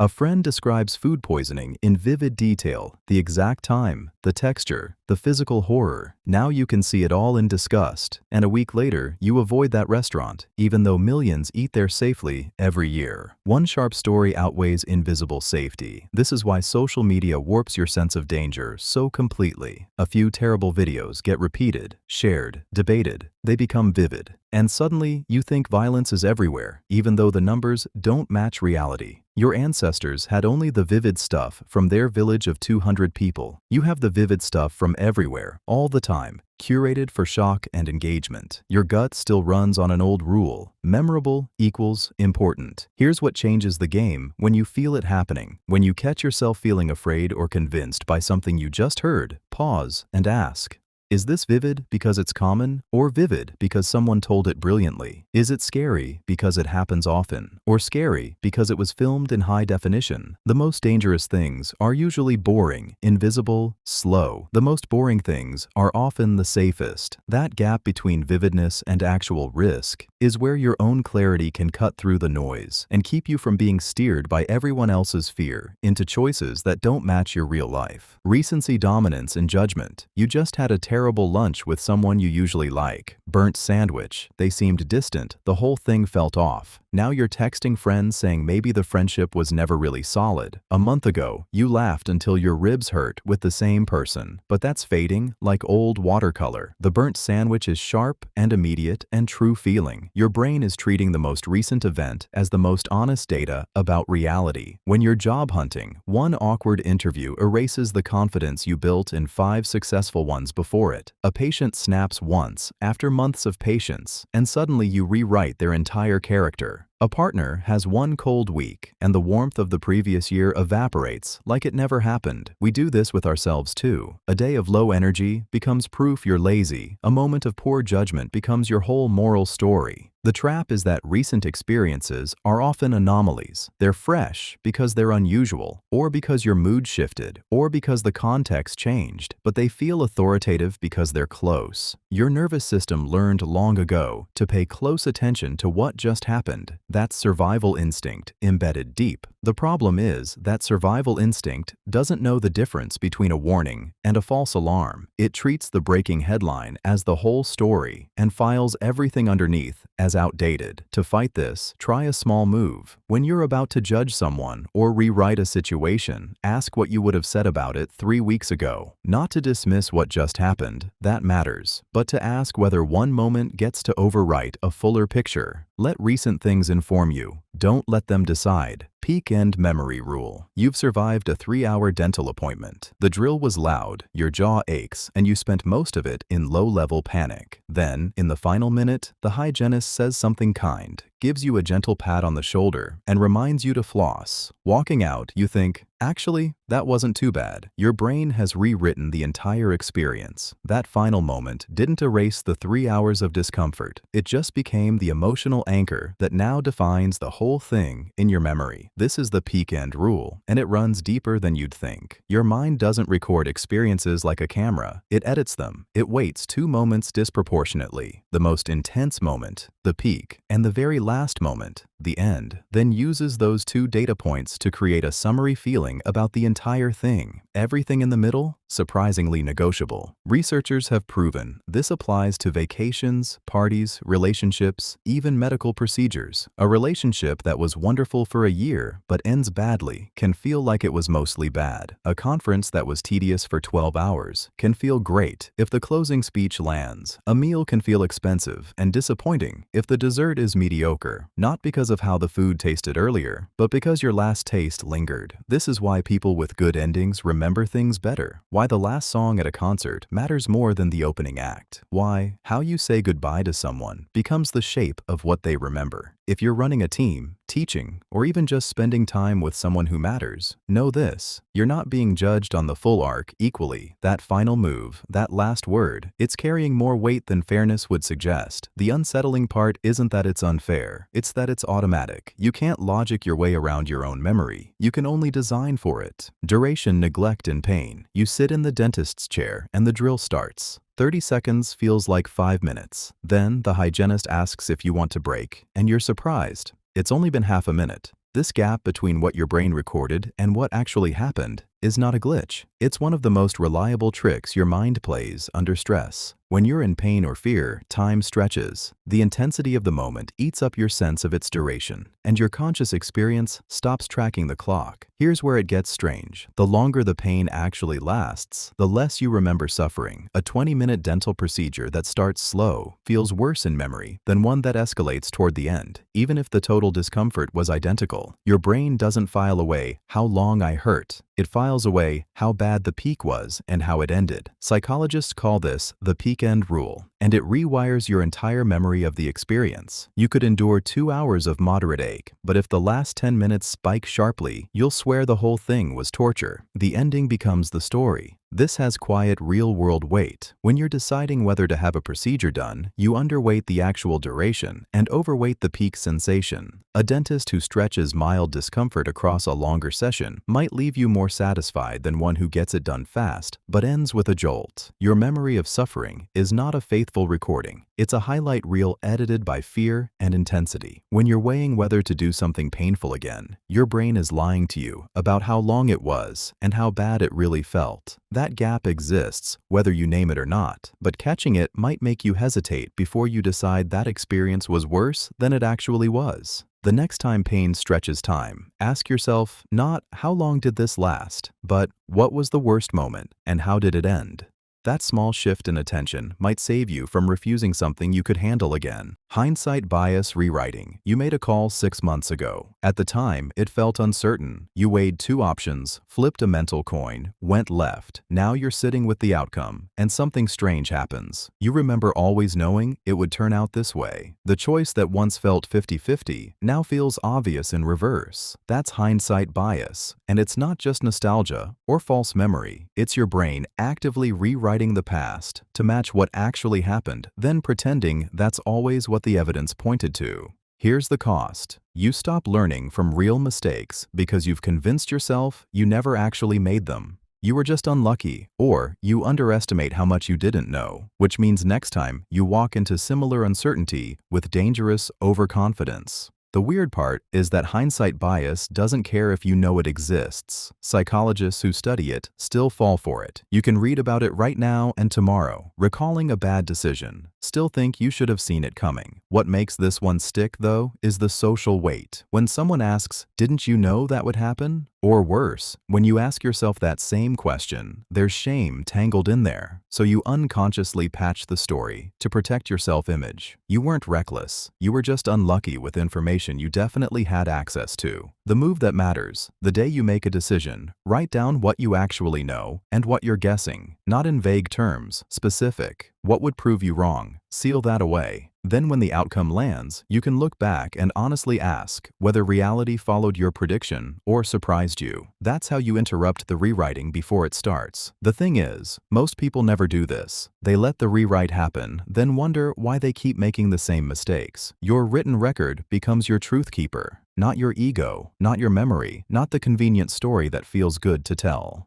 Narrative fallacy addiction. There's a reason you can't stop scrolling through the stranger-than-fiction stuff on social media. Your brain is not wired for facts. It's wired for stories. Stories stick. Stories make sense. Stories feel like truth because they have a beginning, a middle, and an ending that all point somewhere. The problem is that real life almost never works that way, yet we keep forcing it into narrative shape anyway, and we do it so smoothly that we convince ourselves we're simply observing reality. You see a coworker skip your meeting and think, "They're avoiding me," not, "They're probably stuck in traffic." Why? Because the first one is a story with tension, with you at the center, with a plot line. The second is just a fact. Your brain votes for the story every time. And here's where it gets sticky. Once you've narrated something, you stop questioning it. You start collecting evidence that fits the story and ignore everything that doesn't. Your ex didn't text back because they're cruel. Your boss didn't praise you because they think you're mediocre. The promotion went to someone else because it's rigged. Each of these is a complete, coherent narrative with a villain, a victim, a trajectory. It feels done. It feels known, but it's not. It's just a story that your pattern-matching brain assembled in about 2 seconds to reduce uncertainty.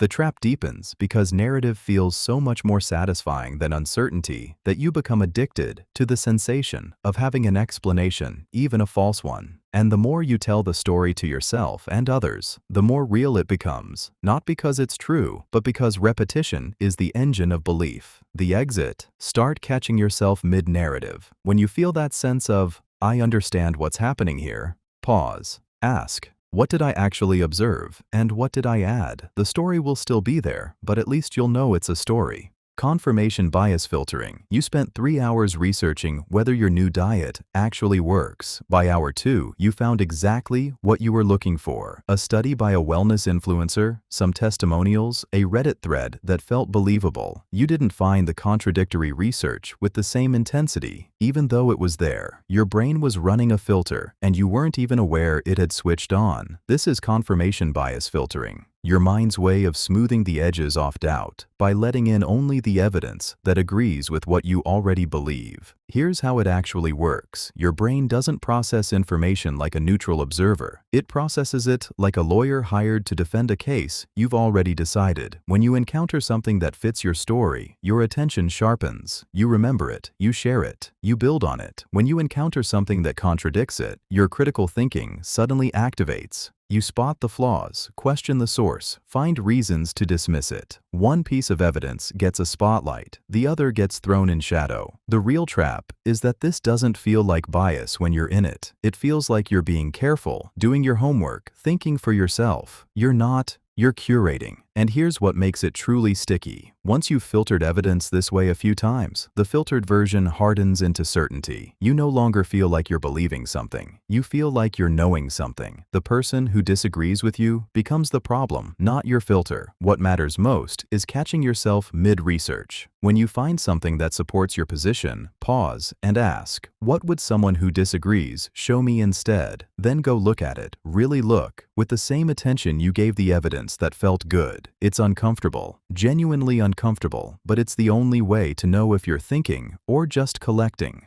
Motivated reasoning as lawyer. You hire a lawyer to review a contract. She finds 3 problems. You believe 2 are real, but the third seems like a stretch. So you ask her to reconsider. She goes back through the fine print and suddenly agrees with you. Relief washes over you. But what actually changed? The contract didn't. Your lawyer did. Because you, her client, and source of income made it clear what answer you preferred. Motivated reasoning isn't a glitch. It's your mind working exactly as evolution designed it, as a tool to defend what you already believe. A lawyer's job is to build a case. Your mind's job is identical. You gather evidence selectively, interpret ambiguous facts in your favor, generate reasons why contradicting evidence doesn't really count. You're not lying to yourself. You genuinely see the world through that lens. The trap is that motivated reasoning feels like objectivity from inside your own head. When you notice an inconsistency in your partner's explanation, but let it slide because you're invested in the relationship, your mind doesn't announce it's doing motivated reasoning. It whispers that the explanation probably makes sense if you think about it the right way. When you're buying a house and the inspector finds a structural issue, your mind manufactures plausible reasons why it's fine. Not because you're stupid, but because belief and desire are heavy enough to bend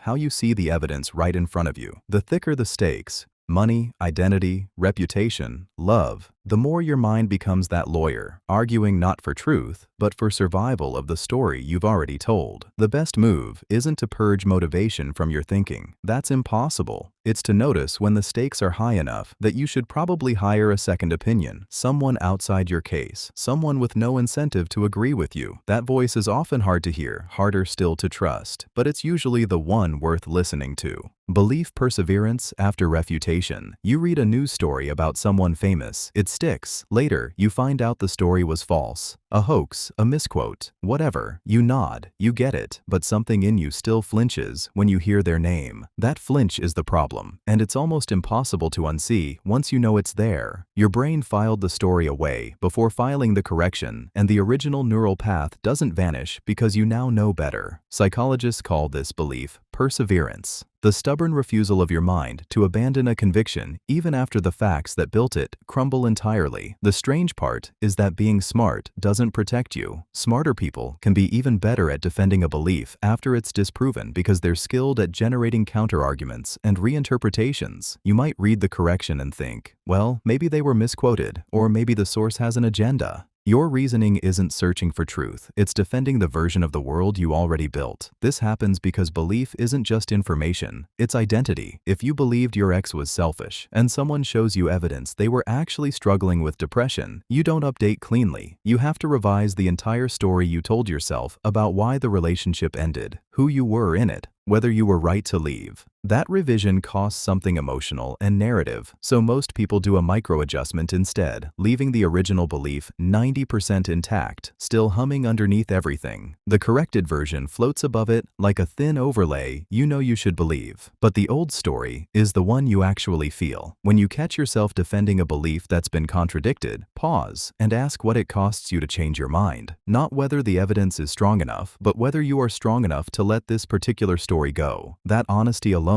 starts the unwinding. Backfire from direct contradiction. You've sat across from someone and made your case with facts, evidence, a clear logical chain, and watched them dig harder into the opposite belief. The harder you pushed, the ones that seemed most obviously false are often the ones people cling to hardest after being corrected. This is the backfire effect, and it's not a bug in how people think. It's almost a feature. When you contradict someone directly, especially in front of others, or when their identity is wrapped up in the idea, you're not just correcting information, you're threatening their sense of self. Their brain perceives it as an attack, and the immune system kicks in. They don't consciously think, I'll believe the opposite to protect myself. But that's often what happens in the neural basement, where decisions get made before reason shows up. What makes this sticky is that the more education someone has, the better they are at building arguments to defend the wrong belief. Intelligence doesn't protect you from this, it actually weaponizes it. You've seen this with vaccine hesitancy, political beliefs, conspiracy theories. The moment someone feels attacked, the defensive wall shoots up fast. The trap is thinking that better information will break the cycle. It won't, because you're not competing with facts, you're competing with identity. Someone's belief isn't just an idea they hold, it's who they've told themselves they are. Head-on confrontation almost always backfires, leaving people more convinced than before. So the unglamorous move is this: instead of contradicting directly, ask genuine questions that let them arrive at doubt on their own terms. Help me understand why that makes sense to you is 1,000 times more effective than that's actually wrong because.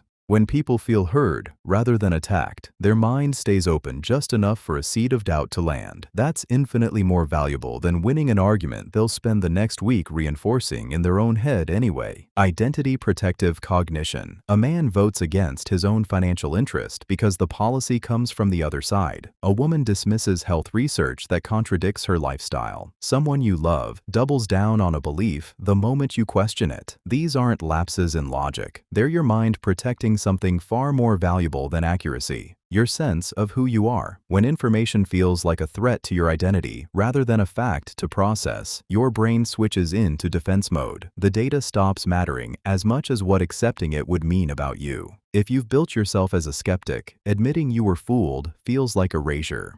If you're a good parent, evidence that your parenting choice was wrong isn't just "I'll try something else." It's a crack in your foundation, so your mind doesn't weigh evidence fairly. It searches for reasons to doubt it, finds allies who doubt it too, and reinterprets ambiguous details to fit the story you need to keep telling. The smarter you are, the faster you rationalize. Intelligence just means better arguments for dismissing what doesn't fit. Deployed with more conviction, you'll see this most painfully in people you disagree with. They seem impossibly stubborn, impossibly blind, but it's happening in you too right now, about things you don't even know you're defending. The move isn't to force yourself to accept bad information or shame yourself for being human. It's smaller and quieter. When you feel heat rising in response to a claim, pause and ask what part of you feels threatened by it. Not whether the claim is true, that's separate and important, but what version of yourself needs to be right for the argument to feel safe. That gap between the idea and your identity is where all the heat lives, where defensiveness grows thick and automatic. Shrink it, and you might actually hear what someone is saying, instead of hearing an attack on who you think you are. Sacred value resistance.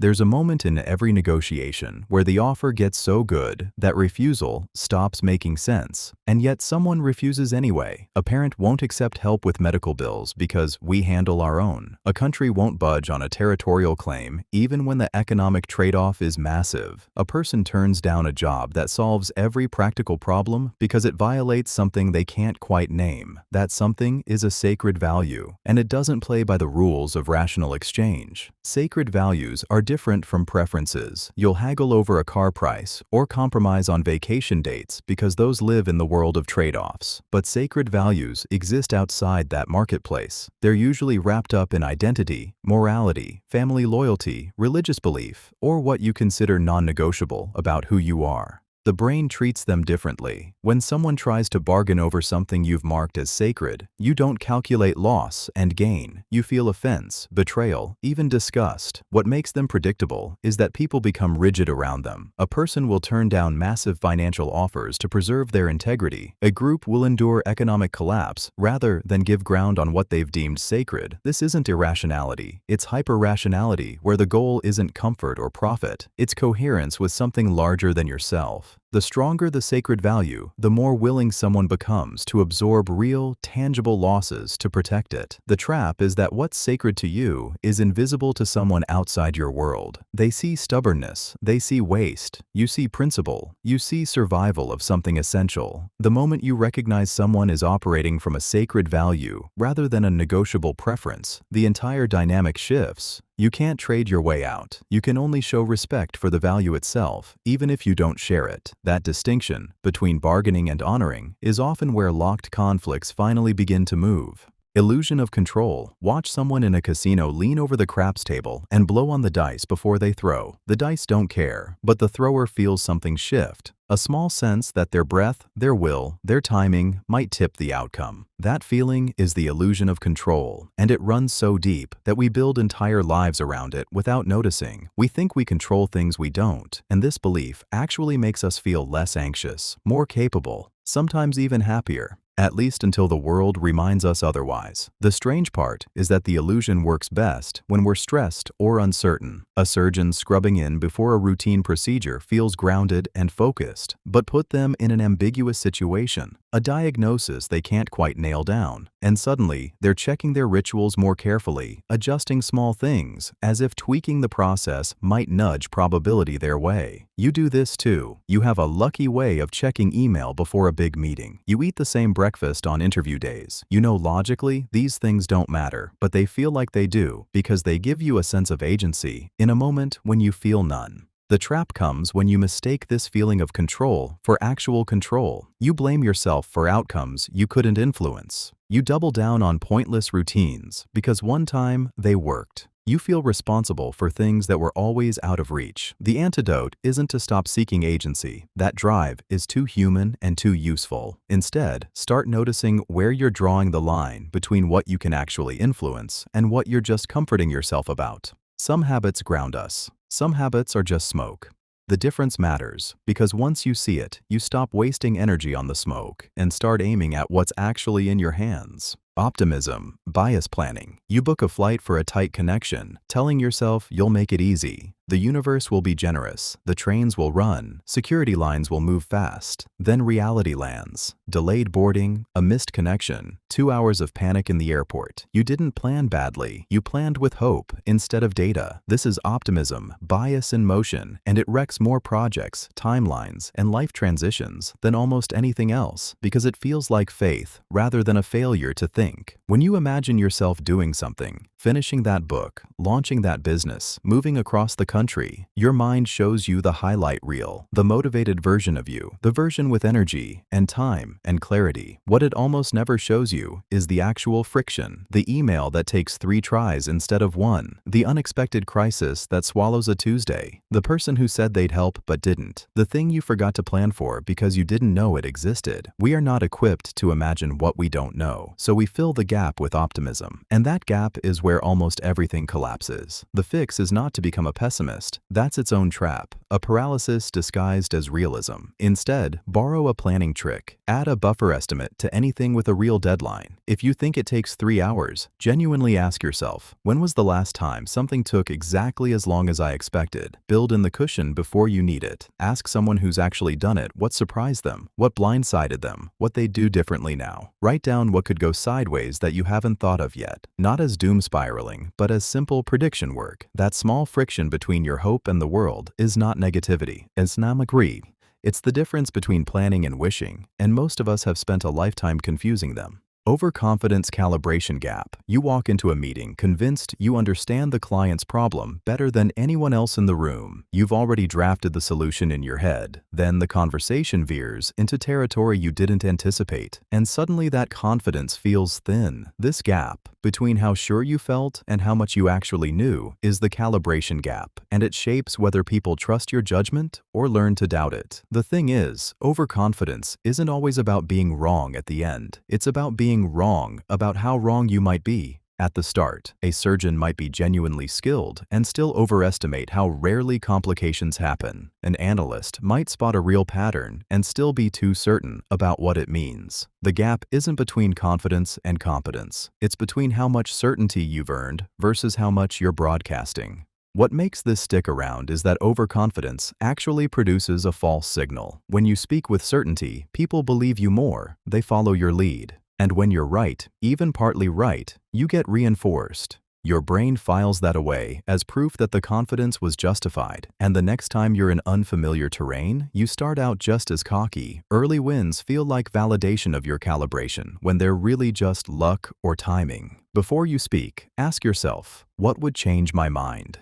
If you can't answer that quickly, if there's no obvious condition that would prove you wrong, then you probably know less than you think. Clients, colleagues, and your own future self will notice the difference between someone who's confident and someone who's confidently curious. That distinction is what builds a reputation that lasts. Dunning-Kruger blind spots. Watch someone confidently explain a concept they learned last week, using half-baked vocabulary and connecting dots that don't actually touch. They sound assured. They're not seeking feedback. And that's the architecture of the blind spot right there. The moment you know just enough to sound coherent, but not enough to know what you're missing, you stop asking questions. The gap between your actual skill and your perceived skill grows widest right at the bottom of the mountain, where the light is worst. A total beginner at guitar knows they can't play. An intermediate guitarist who's spent 6 months jamming with friends thinks they're pretty good. And ironically, it takes years more to realize how much deeper it goes. The trap is that confidence builds fast on small progress, and small progress feels like evidence of competence, not evidence that you're still at the foothills. Your brain literally can't see what it doesn't know, so it fills the gap with assumption. You didn't just fail to understand the thing. You failed to understand that you failed and that failure was invisible to you. This blindness runs deepest in domains where you care most. Your parenting style, your political understanding, your ability to read people, your financial decisions. These feel intuitive, so the gap between knowing enough to have opinions and knowing enough to spot your own blind spot becomes a chasm. The move that actually works isn't to study harder in the same direction. It's to seek people who know measurably more than you, watch how differently they see the problem, and sit with that discomfort long enough to notice where your confidence was masking ignorance.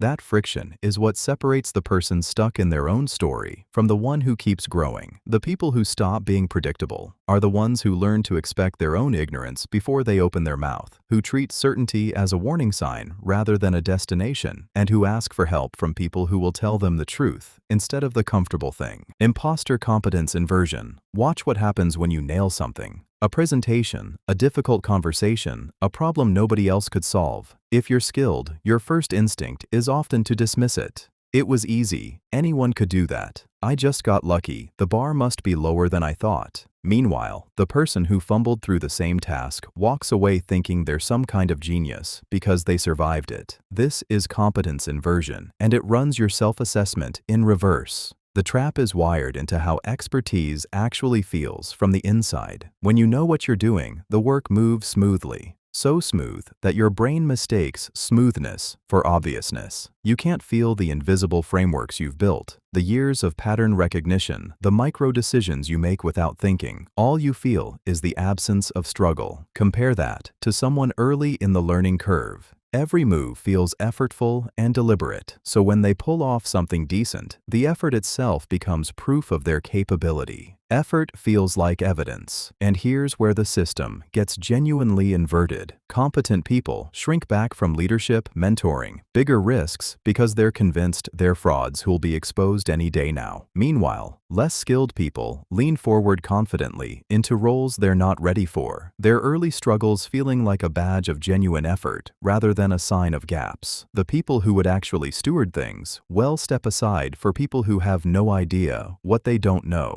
The antidote isn't affirmations or forced confidence or fake it till you make it speeches. It's recognition. Smooth does not mean obvious, and struggle does not mean progress.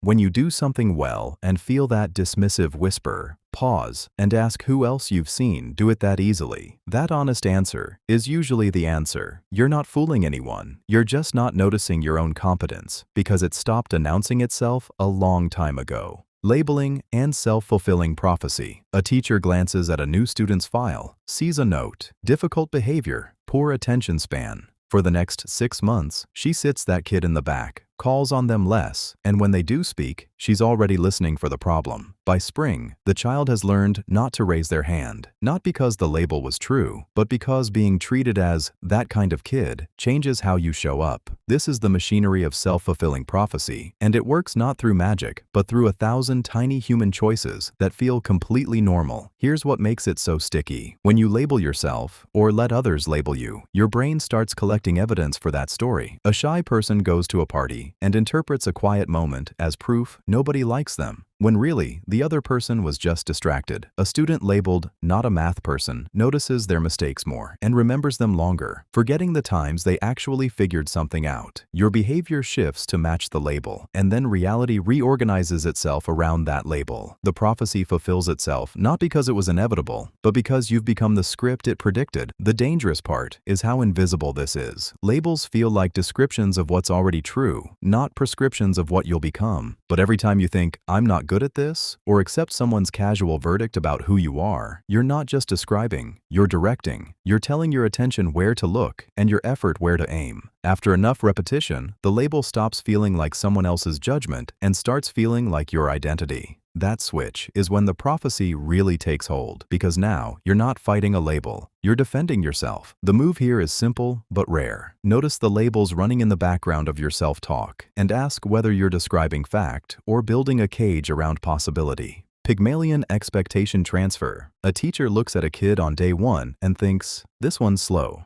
By December, that kid has learned to move slow. It's not that the label created new brains, it's that expectation quietly sculpts behavior in real time, and the kid picks up every signal. The way you call on them less often, the way your voice flattens when they answer, the way you smile warmer at the kid you flagged as gifted 3 desks over. They feel it all, and so they become what you expected. This is called the Pygmalion effect, named after Ovid's sculptor, who fell in love with his own statue, and it came alive. In human terms, it means your silent belief about someone has a magnetic pull on their performance.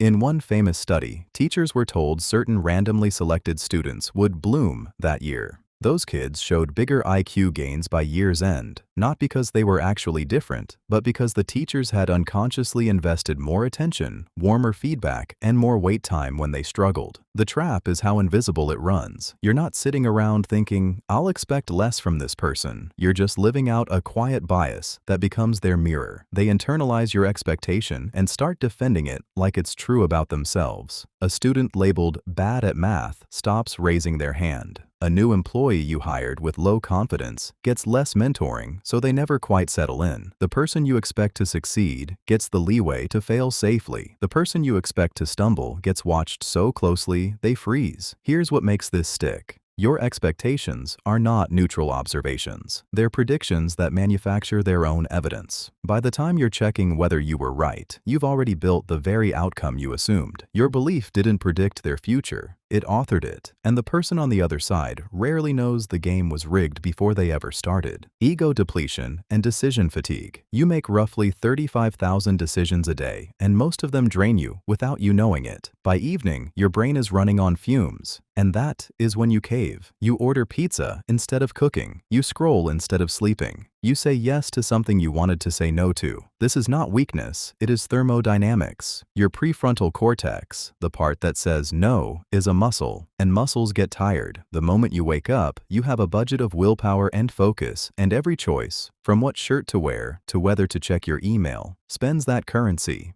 Research showed that judges approved parole requests more often earlier in the day and almost never late afternoon. Same judges, same facts, different gas tank. The trap gets tighter because high-stakes decisions come when you are already depleted. You negotiate a salary offer after 8 hours of meetings. You pick a health insurance plan when your brain is already fried from work. You argue with someone you love right before bed when your reserves are zero. And here is what makes it cruel. You do not feel it happening. You feel like you are making rational choices. You feel like you suddenly have different values or less discipline. But the person at 10 p.m. is not a different version of you. They are the same person with a dead battery. That invisibility is where the damage lives. You blame yourself for weakness instead of recognizing the real culprit, a brain that has spent its daily ration. The way through is not more willpower. It is ruthless design. Make the important decisions when you are fresh. Bundle the small ones. Wear the same outfit, eat the same breakfast, automate the trivial. Protect your depletion curve like you would protect sleep. Because the version of you that matters most shows up only when your tank is full. The predictability principle. You've watched someone make the same mistake 3 times and thought, why would they do that again? The answer is simpler and stranger than you think. They're not actually choosing. They're following an invisible script that was written long before this moment. Here's the thing about human behavior. It looks random until you realize it's almost never random. We think we're making fresh decisions constantly, weighing options, being individuals, but the truth is quieter. We're mostly running patterns. A person who blows up when criticized will blow up again in the same way next time criticism lands. Someone who freezes during conflict doesn't suddenly find courage they didn't have before. They freeze again. The parent who yells when stressed doesn't wake up one morning deciding to be different. Stress arrives, and the yelling returns like muscle memory. This isn't pessimism. When you recognize that people are following patterns, their own patterns, built from fear and hope and old wounding and what they learned worked before, you stop waiting for them to magically change. You stop taking their script personally. You start seeing the real person underneath the repeat, the one still caught in it. And here's where it gets useful. When you recognize your own patterns, you're no longer trapped inside them like before. You can't change what you can't see. But the moment you spot the script running, the way you always apologize first, or always defend, or always disappear when things get close,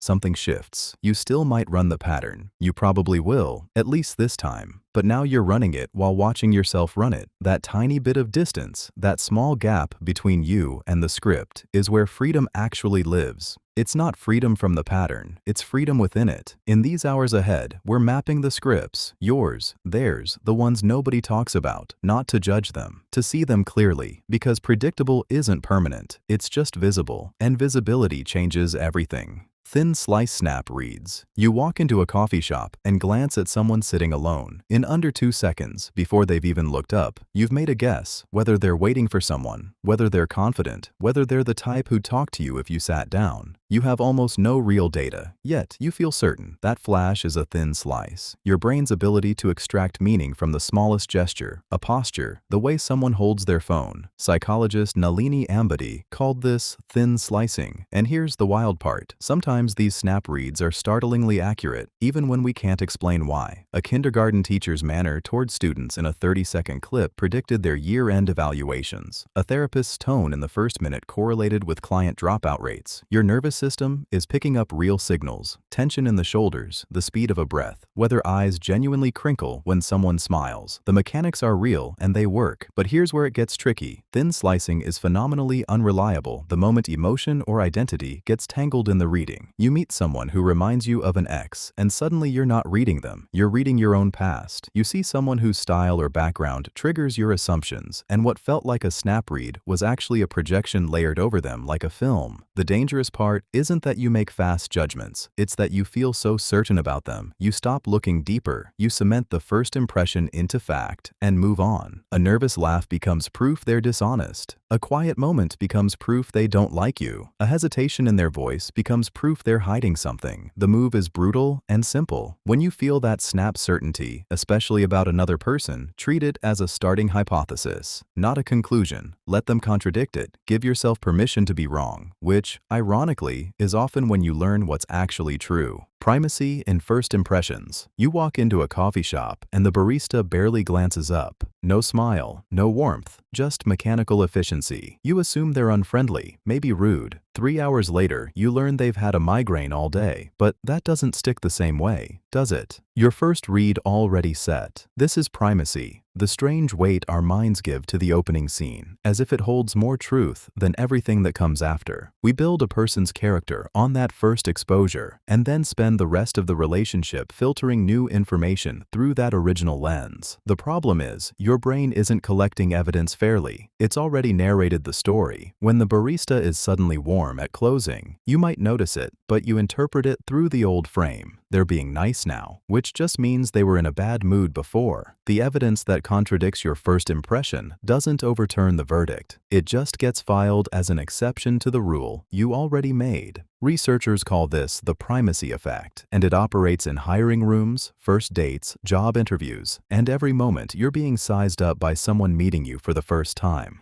The trap deepens, because we're also the barista. You show up tired to a presentation and nail it, but the hiring manager already sketched your capability in the first 5 minutes. You're warm and present on the second date after being nervous on the first, but they're still holding that earlier stiffness as the real you. What makes this sticky is that it operates below words. You can't argue someone out of a feeling they formed before you even spoke. The move is not to fix a bad first impression. That's nearly impossible. It's to recognize when you're the one being first impressed, and to consciously hold that opening judgment lightly. Don't let 30 seconds write the whole story.